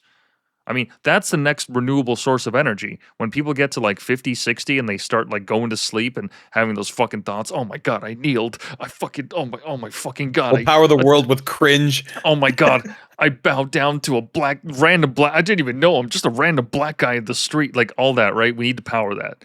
We need to figure out a power source. We need to figure out a way to use that as a power source, because that's going to get us. That's going to get us to be an interstellar species. But look, ignoring all that, right? Ignoring BLM, fine. Let's go to the Minnesota example. Right? If these people had actually come out and been like, okay, so there's a lot of fraud here, and they're actually not even spending the money here. You know, it's one thing if the money was actually staying here, they would like help fuel the economy, they invest in the businesses, but no, it's actually not going there. Well, first of all, no, it's still fraud. Like, well, number one, it's still fraud. Number two, unfortunately, it's still fraud. But then, now on top of that, you're compounding, putting the money out of the country, which is awesome. Big thumbs up. And then ICE is doing a whole separate thing and not even related to the fraud. They're coming in there and they're protesting. Like, how is the Somali community in any way better, in any way stronger by any of this? It's not. It's not. If anything, the left should have eaten Tim Walz and anybody that's in the Minnesota legislature for dinner. The moment that this happened, like, are you kidding me? The whistleblower a white supremacist. That's nuts. That's insane. There's nuts. No realm that makes sense. No, they just got caught and they don't want to fess up, and so that's the line that they retreat to, but they don't understand. You're a slime ball, you're a scumbag. Or maybe even worse, they do understand what that's going to do, and they're counting on it, on people showing up in the streets and following ICE and doing all that to do their bidding. Maybe they're counting on it. I mean, these people aren't stupid. They know what they're doing, right? So bring in the National Guard to protect your regime? I guess, but I mean, like, what is the National Guard even gonna do? I mean, don't the feds override it? Like, what legal? Yeah. Like, who has the chain of command here? I don't know. The people with the bigger guns, which isn't the good way to go about this. Well, yeah, that's what it falls down to. Like, what does this even actually look like? What does a resolution actually look like? So no, look, showing up to protests and doing shit like this is retarded. It is retarded, and it is ultimately just coded in the most toxic femininity, which you should avoid at all times, as both a man and a woman. Okay? These traits that help these protests live and propagate, these things need to be stamped out from our society. Okay? This is not the way to affect social change. This is not the way to actually push the needle forward on progress. This does nothing. All it does is set us back. Because now the next time we hear the word protest, we're not going to be thinking about the truckers. We're not going to be thinking about the first week of Occupy Wall Street. We're not going to be thinking about the early 2000s G8 and UN protests, where people were actually they were out there for real. They were hoping to actually change something and make their discontent heard. Yeah, they were burning cop cars and shit. I'm not, like, completely dismissing that. I understand the reality of it.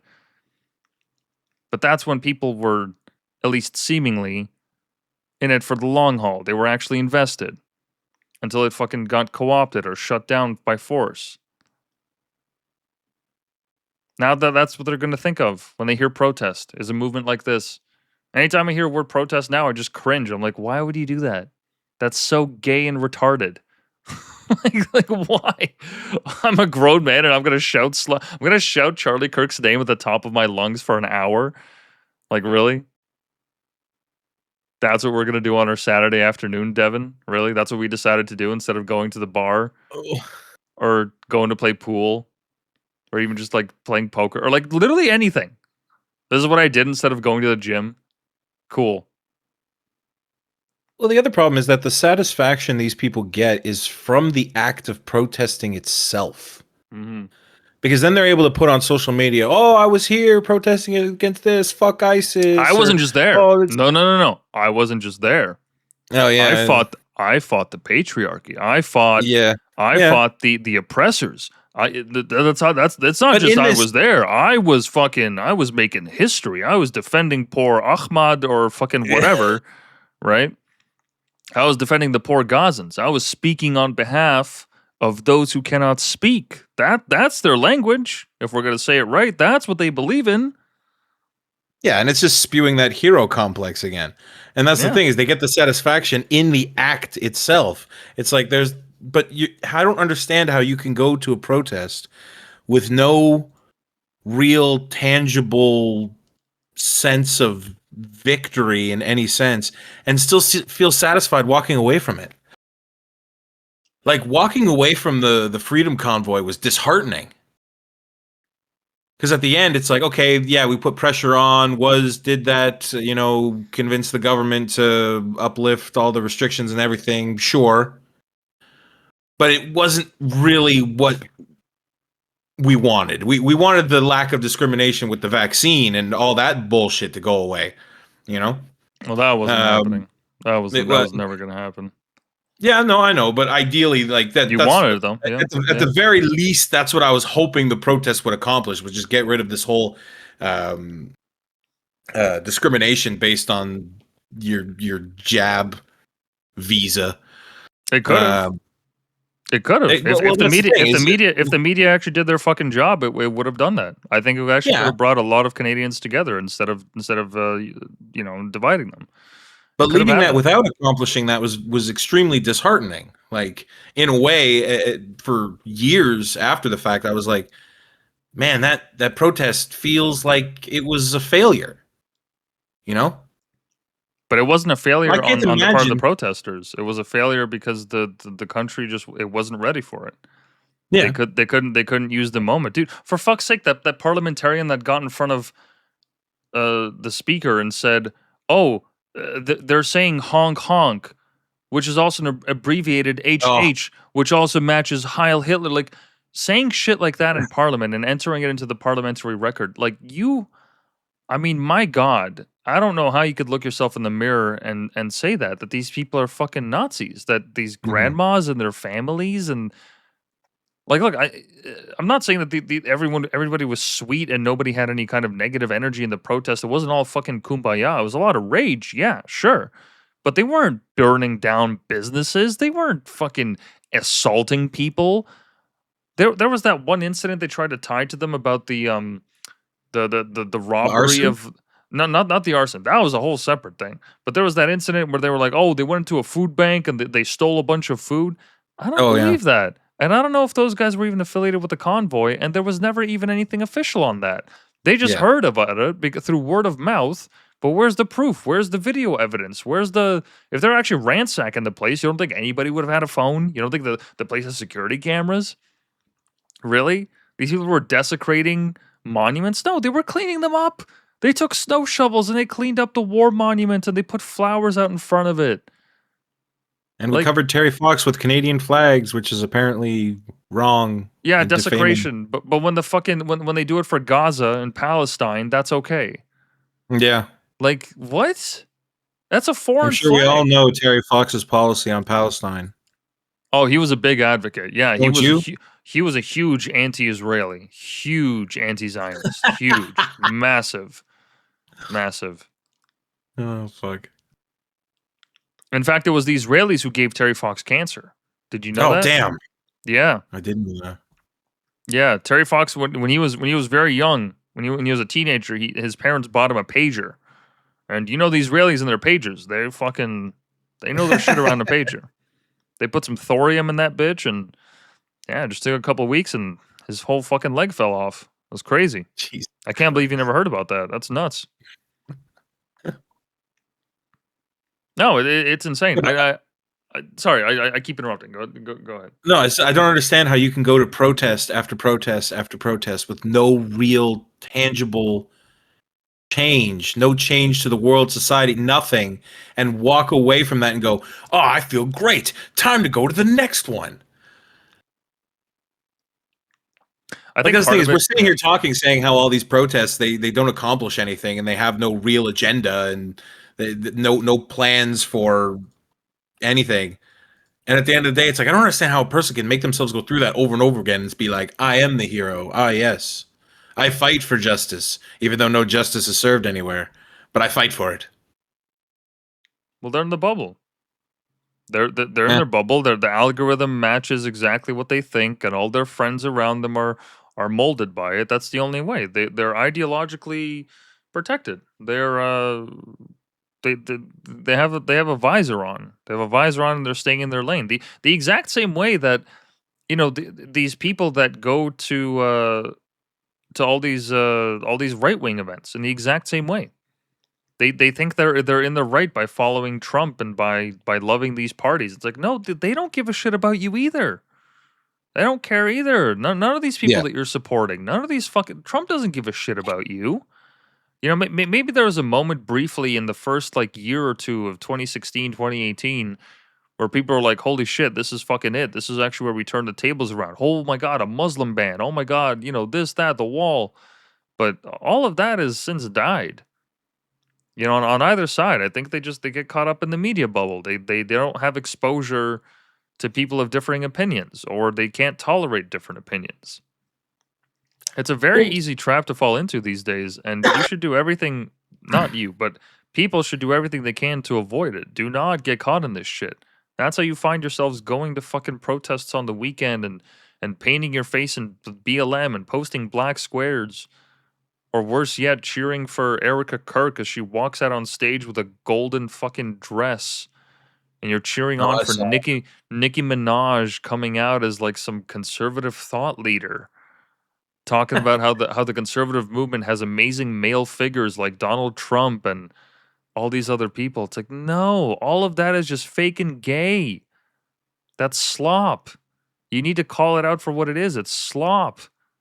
That's literally what it is. Don't fall for it. They don't give a shit about you. They don't care. No. Absolutely not. You're better off just like joining another faction that's like, all right, we're going to actually rebuild things. We're actually going to change something. And we don't care if the people that want our support, right? If let's say like, Nick Fuentes is now talking about opposing Vivek Ramaswamy's run for governor of Ohio, and he's basically made it clear when you go for that governorship, right? When you seek that office, we're gonna vote for the guy that's going against you. We don't care how left he is. We don't care how much of a Democrat he is. We do not give a shit. We don't want Vivek Ramaswamy in office. We don't, because he hates Americans. He agrees with the visa programs to bring all these Indians in to take all the American jobs. We're against that. So if that means that we have to vote for your opposite, we will do that. And we don't care if it hurts us in the end, in the long run. We want you out of office, and that's what we're going to do. That's what people need to do. That, in a sense, is take actions like that will actually affect some real power. Yeah. Yes. That's what I mean. That's why Nick Fuentes is so influential, because he has an army of people behind him that if he tells them, go to these conventions and ask these questions and see what their answer is, and you will see exactly what kind of liars they expose themselves for. That's why Nick Fuentes is so influential now, because these guys do end up going to those conventions, and they do end up asking very uncomfortable questions about America's ties to Israel. Right? That's exactly why they're so influential. So the exact same thing needs to happen in every single protest movement. If that's what you're going to do, you need to actually go to the levers of power. You need to actually affect change. Anything beyond that is just gay. It's gay, performative, self-masturbatory, fucking self-aggrandizement, patting yourselves on the back, giving yourself a golden star, like that bullshit. That's what that is. That's all that pointless, it is. And we're all getting tired of pointlessness. Like that's the thing is several times you can look out, even like scrolling through Twitter, you can be like, okay, we're mad about that, but it doesn't really matter. Okay, or look at that girl with the BLM on her face there. That video we saw. It's like, what did you accomplish? What did you do? She got a bunch of views. I bet she got a bunch. Of views, bunch of ad revenue. Very but self-serving. She got a ton of ad revenue. Oh yeah. Oh, that video has been everywhere. It's still what I mean. everywhere. It's still like made as a joke on Instagram. That's what I mean. She's infamous, like the fucking Haktua girl. She's made her money. She's gonna get the fuck out, and she's good. Meanwhile, the movement goes on. Yeah, and it's exactly these people who will take advantage of situations like this that have no stakes in the cause, if that cause has really any stakes to begin with, and are just opportunists. Yeah, and I think you could say the same thing about people like Tim Walz. He doesn't care. No, he doesn't give a shit. He doesn't give a shit. Shit, fucking let's play that clip. I totally forgot. We got sidetracked because you wanted to play this earlier, but this is a perfect example of exactly what we mean. This is the whole thing is so performative and soulless that it's just flat out on its face. It's just so wrong in so many ways, and anybody with 2 brain cells can put 2 and 2 together. This video right here. I'm just walking around kind of just dazed-eyed because I was like, I don't know if it's the right thing to do. It feels kind of wrong being here in some way. I don't know why. Why do you think, yeah. I don't know. I don't know, like, where that stems from. Like, I mean, part of it is being like a white woman that I'm privileged and I have a lot of privilege. So I feel like white tears are not always something that's helpful or necessary when Black and brown people have been experiencing this for a long time. This isn't new for them, and so I don't know if that makes any sense in that way. How did you decide that you should be here? Or are you still figuring that out? Well, I work like 2 miles from. I can't handle any more of this. I'm done. No, that's fine. I hadn't seen that deep into the clip, to be honest with you, but it's one of my first thoughts running through that was, you sound like an indoctrinated slave. Like, oh, the great brown-skinned masters are suffering. They don't deserve, but my white tears may offend them. Like, what are you talking about? You're a human being. Yeah. But somehow your white privilege and makes you feel guilty for even participating in a movement that you ideologically agree with. That is insane. No, but that's what I mean. This is the same toxic energy of femininity that I was talking about before. Like, I made this post. I commented under it. I can't believe that this is the exact same video that you linked me. I posted under it. What are the chances? Yeah, because women have abandoned their role as mothers to such a large extent that this is what they're occupied with. And even those that even haven't abandoned their role, because I saw a wedding ring on her finger. I don't know if you noticed that. There's a wedding ring on her finger, assuming that is a wedding ring.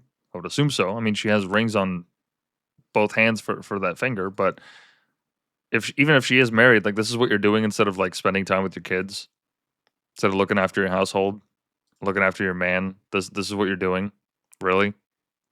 This is what you choose to occupy your time with, and you're not even coherent. Like, you're struggling to find the words. You're having a fucking moment. Get that shit out of there. That has no place in a movement. You shouldn't even fucking be there. You really shouldn't. You're much better off serving your man, your house, or your community, your God, your church, your school, what have you. There's millions of ways that she could have decided to spend her fucking day, and that's what she decided to do. Well, and it's funny that you mention that, because it feels like that's a loss of, like, the individual. Like, your mind is no longer preoccupied with worrying about yourself and what you need to do and who you need to provide for and what you need from your partner and what needs to occur in your life for you to be happy.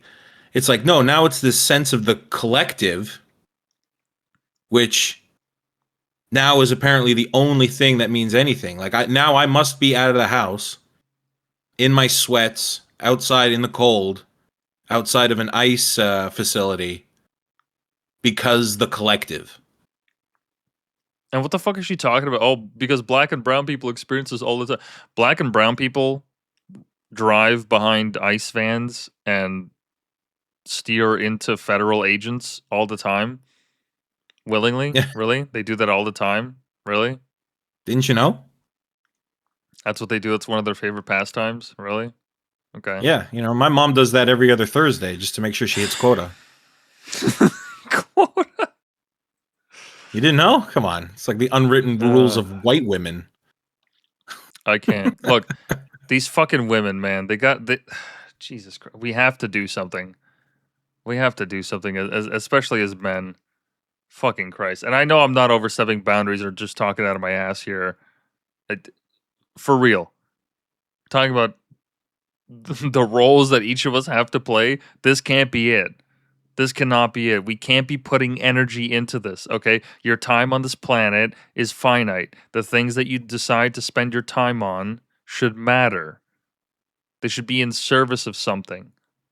They should be in service of something that is beyond yourself. That is the only way that all of this goes away. Jesus Christ. Do you think people in the fucking 30s had the privilege to do this? To go out and fucking stand in the street? But it's not even about the privilege. It's about, do you think they really wanted to go out and stand in the street? Yeah, that too. That too. And I'm not even talking about it in like a fake, like gay sense of, oh, look, we have to return. We have to return to the days of old when men were men and women were men. Sometimes a woman needs a good slap. I'm not even arguing for Sean Connery to Electric Boogaloo. I'm not even arguing for that. What I'm saying is there's a reason why certain things matter and others don't. And this shit, this incident, all these they don't fucking matter. You're much better off focusing on yourself, focusing on your community, focusing on the immediate things in your life that you can control, okay? Amass your power, okay? Amass your influence. Build a strong network. Okay, get to know people, become a better orator, become a better speaker, become more well-read, become more intelligent, more cunning, right? Doing those things and actually like affecting change through those means, that's what's actually going to make things, that's what's going to push the needle. Fundamentally, that's what's going to push the needle. All this fucking wishy-washy fucking bullshit, showing up on camera, talking to some fucking influencer that asked for 5 minutes of your time. Now you're viral. Now that woman is viral. I guarantee that people have found who she works for, where she is. Maybe some of her close friends have just completely ostracized her because holy shit, Janet is retarded. Janet can't string a fucking sentence together because of how overwhelmed she is, because of a woman that she's never met, never fucking knew, never was friends with, and never has helped her out, didn't even know up until a week ago that any of this even mattered. Decided to say a couple things, and now she's just viral. She's mega viral. Good for you. You could have just fucking burned your life if you had said the wrong thing on camera. Good for you. Yeah. And what did you accomplish? Fucking nothing. It's actually less than nothing. You've impeded any progress that a movement could have, that people were advocating for, keeping these immigrants here and not deporting them. You're actually making it easier. You're making it much easier. You're making the argument to deport these people even easier now. Because now it's like, okay, even our own women, even the women that are here are defending these people. We need to get them the fuck out of here. This just makes it easier to say that for anyone.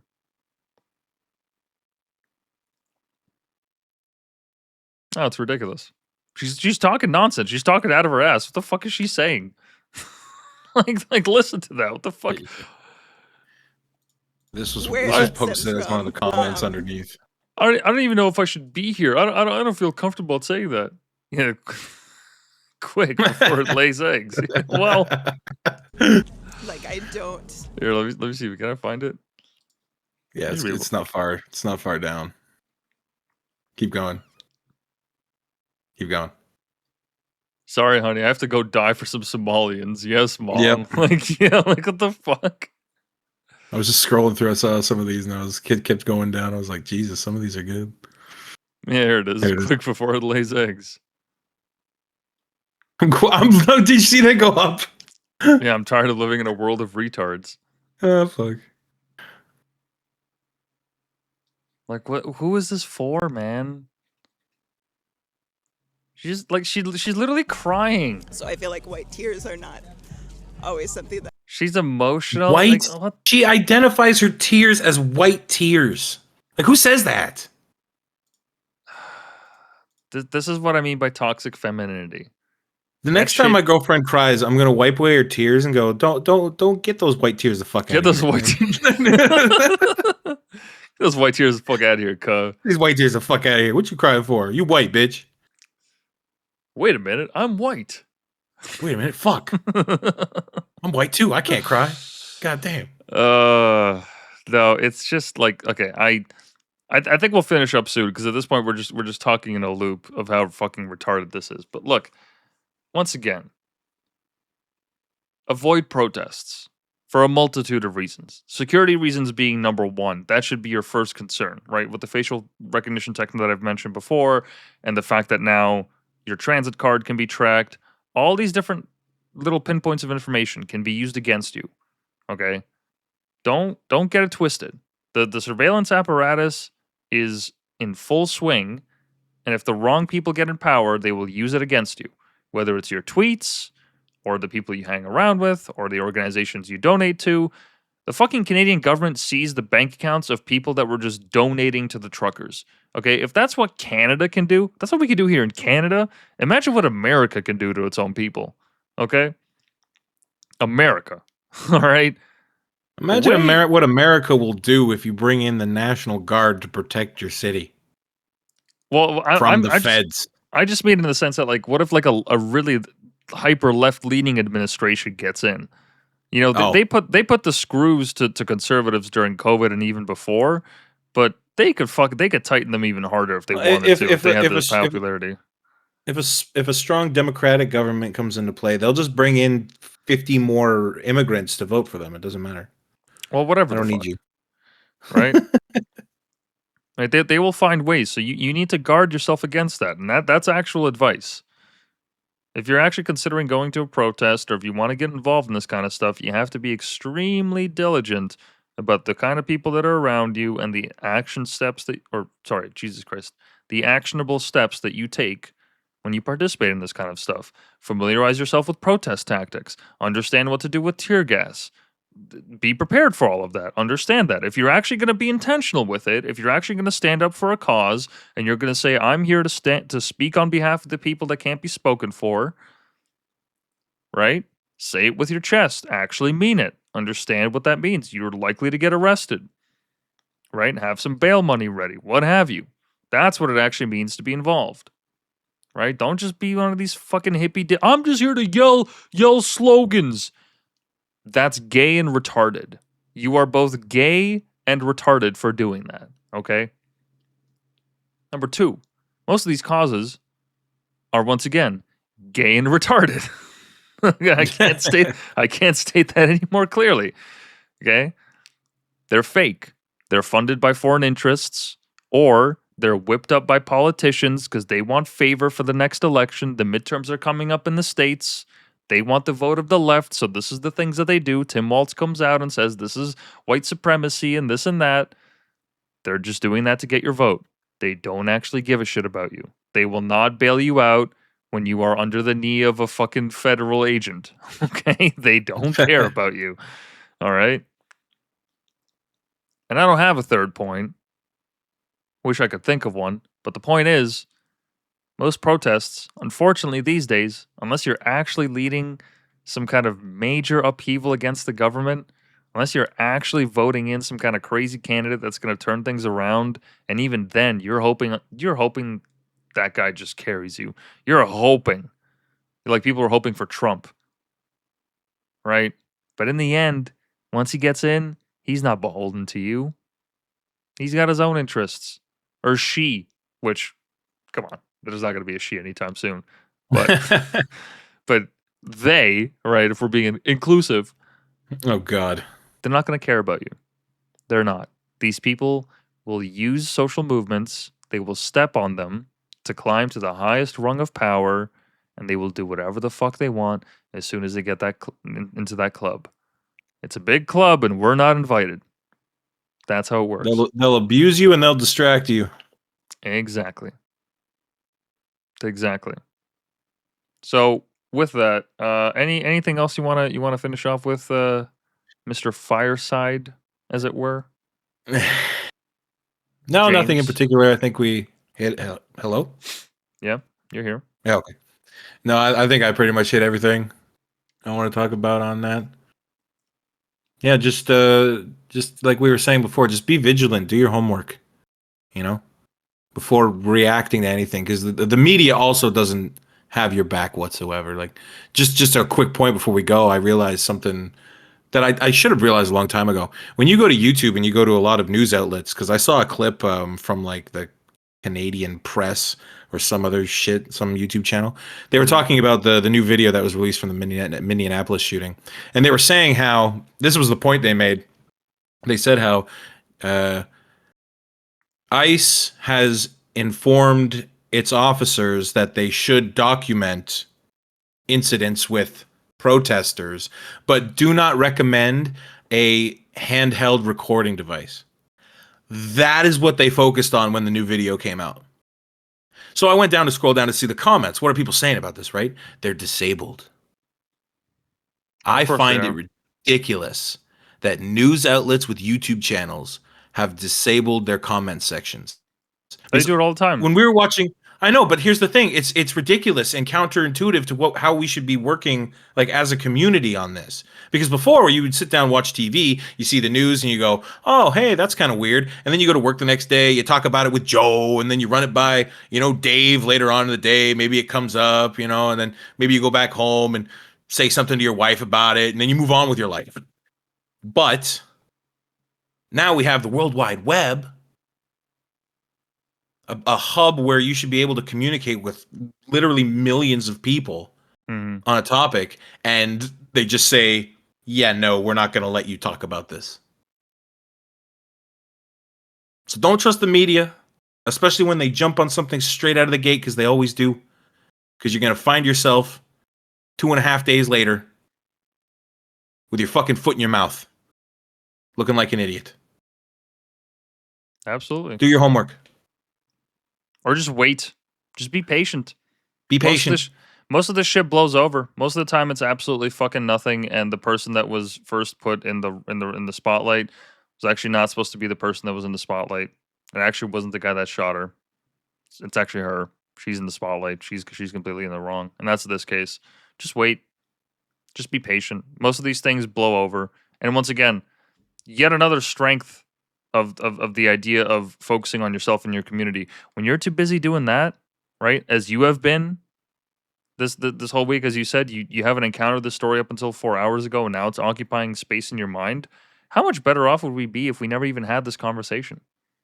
If we never even had this, right? And as much fun as I've had, right, this has been fun. Don't get me wrong, right? I enjoy doing this show with you, but of all the things I'm so sorry I've stained your beautiful mind with this story. Well, no, but like of all the things that we could have talked about, of all the events that could occupy, the fact that we even have to have this conversation, and I'm by no means thinking that I'm forcing. Oh, I got to give my take. The internet needs my take. They can't live without it.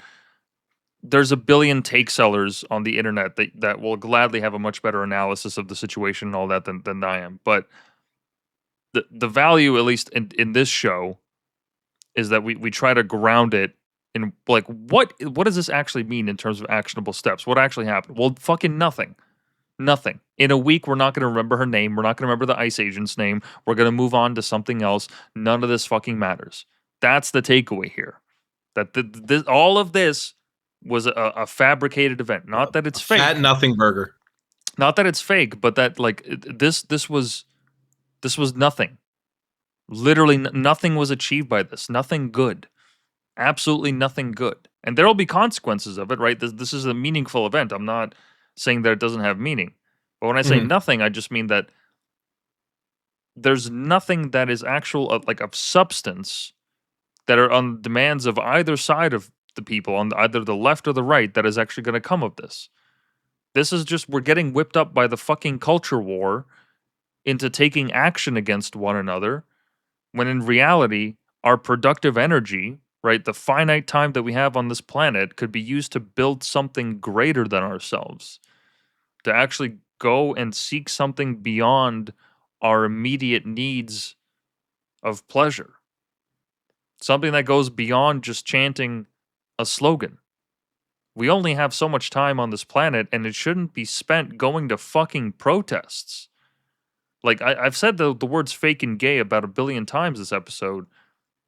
But, like, even away from that, it's self-destructive to do these things. It's poisonous. You're poisoning yourself and those around you by investing time into this shit. Attending these meetings and going to these it doesn't do anything. Nick Shirley actually did something. He did some investigative reporting, and he actually reported on this, and now he got all this attention of America on this one little state. And people are heads are rolling. Tim Walz is now under investigation, and all these other things are happening that are actually causing change. That's what actually matters. Right? Forget the girl, the woman rather, forget all that. That's what actually kickstarted this whole fucking thing. The attention to it. You know, 2 people got shot in Portland the other day. But nobody really gave a shit. It was by ICE agents. They got shot by ICE agents. But nobody really cared because there wasn't an inhumane amount of fucking corruption that came out of that state. You know, if the Somalis were settling in Oregon, it would be a different story. We'd be hearing about the shooting of those 2 people because the whole eyes of America is on that one state. And the moment that something pops off, that's what they're going to gravitate towards. Right? And that's all because of Nick Shirley. He came out, he took the time to be like, okay, well, what is an actual problem that I see in happening in the state? And he found it. And he exposed it in a fucking 40-minute YouTube video. A guy with a camcorder. Right? That's the Whitepill here. That's actually doing something. You want to uncover fraud? You want to make change happen? You do shit like that. You make it go viral. You make it go viral and you make it unquestionable. Because you have convictions. Because you have the truth on your side. Because you have something greater than yourself in mind when you're acting like this. That's what actually propels the needle. Not this fucking... Oh, let's set up an autonomous zone and drink Henny or whatever the fucking that guy was holding. It looked like a bottle of Henny. Let's be real. Mm-hmm. And demographically, chances are that's what it is. I'd bet good money that black guy was holding a bottle of Henny. All right, let's be real here. Okay. But that's what actual change is, not this fucking. Let's gather around and drive slowly behind ICE and get out with our phones. None of that matters. Nobody's going to remember that. People are going to remember Nick Shirley, though. As a white supremacist. True. So we'll end it off there. Yeah, thank you for everyone for tuning in. Once again, thank you, James, aka Mr. Fireside Chats, for joining us. Let's pull up your profile here one last time. Mr. Fireside Talks. My mistake. My mistake. How dare you? My mistake. Is it? Wait. There it is. Yeah, shoot him a follow. We'll be having more episodes in the future, and I'm sure you'll have plenty of interesting activities on Twitter moving forward. So yeah, thank you guys for tuning in. I don't believe, I'm 99% certain there's not a single donation that has come my way, which I'm not saying as I expected. I'm just saying as I'm checking. I don't believe. Yeah, okay. All right. So nobody gave me monies. We do this for the love of the game. We don't do it for the money. Maybe you do. I do it for the cash. No, I'm kidding. You'd be fucking dirt poor. I'm already poor. What do you mean? Desolate. I live in Canada. Desolate. You know what? If I was poorer, my life would probably be a little better. You know what? I'm at that stage. I'm at that like middle ground. I'm on the fence, but the grass is somehow still prickly. Yeah. You know? It's greener on one side and the other. Rich or fucking poor as hell. But yeah, if you guys want to support the stream, like, comment, subscribe. Always appreciate it. Want to hear what you guys think. And if you want to ultimately help with the stream, send a donation my way. Please do. Appreciate it. It's the only way that I read chat or any messages. And yeah, so like I've said before multiple times, stream every Monday, Wednesday, Friday. All the socials are here. Links are going to be posted below. Thank you, everyone, for joining us tonight. I hope you have yourselves a lovely weekend. And yeah, we'll see you guys later.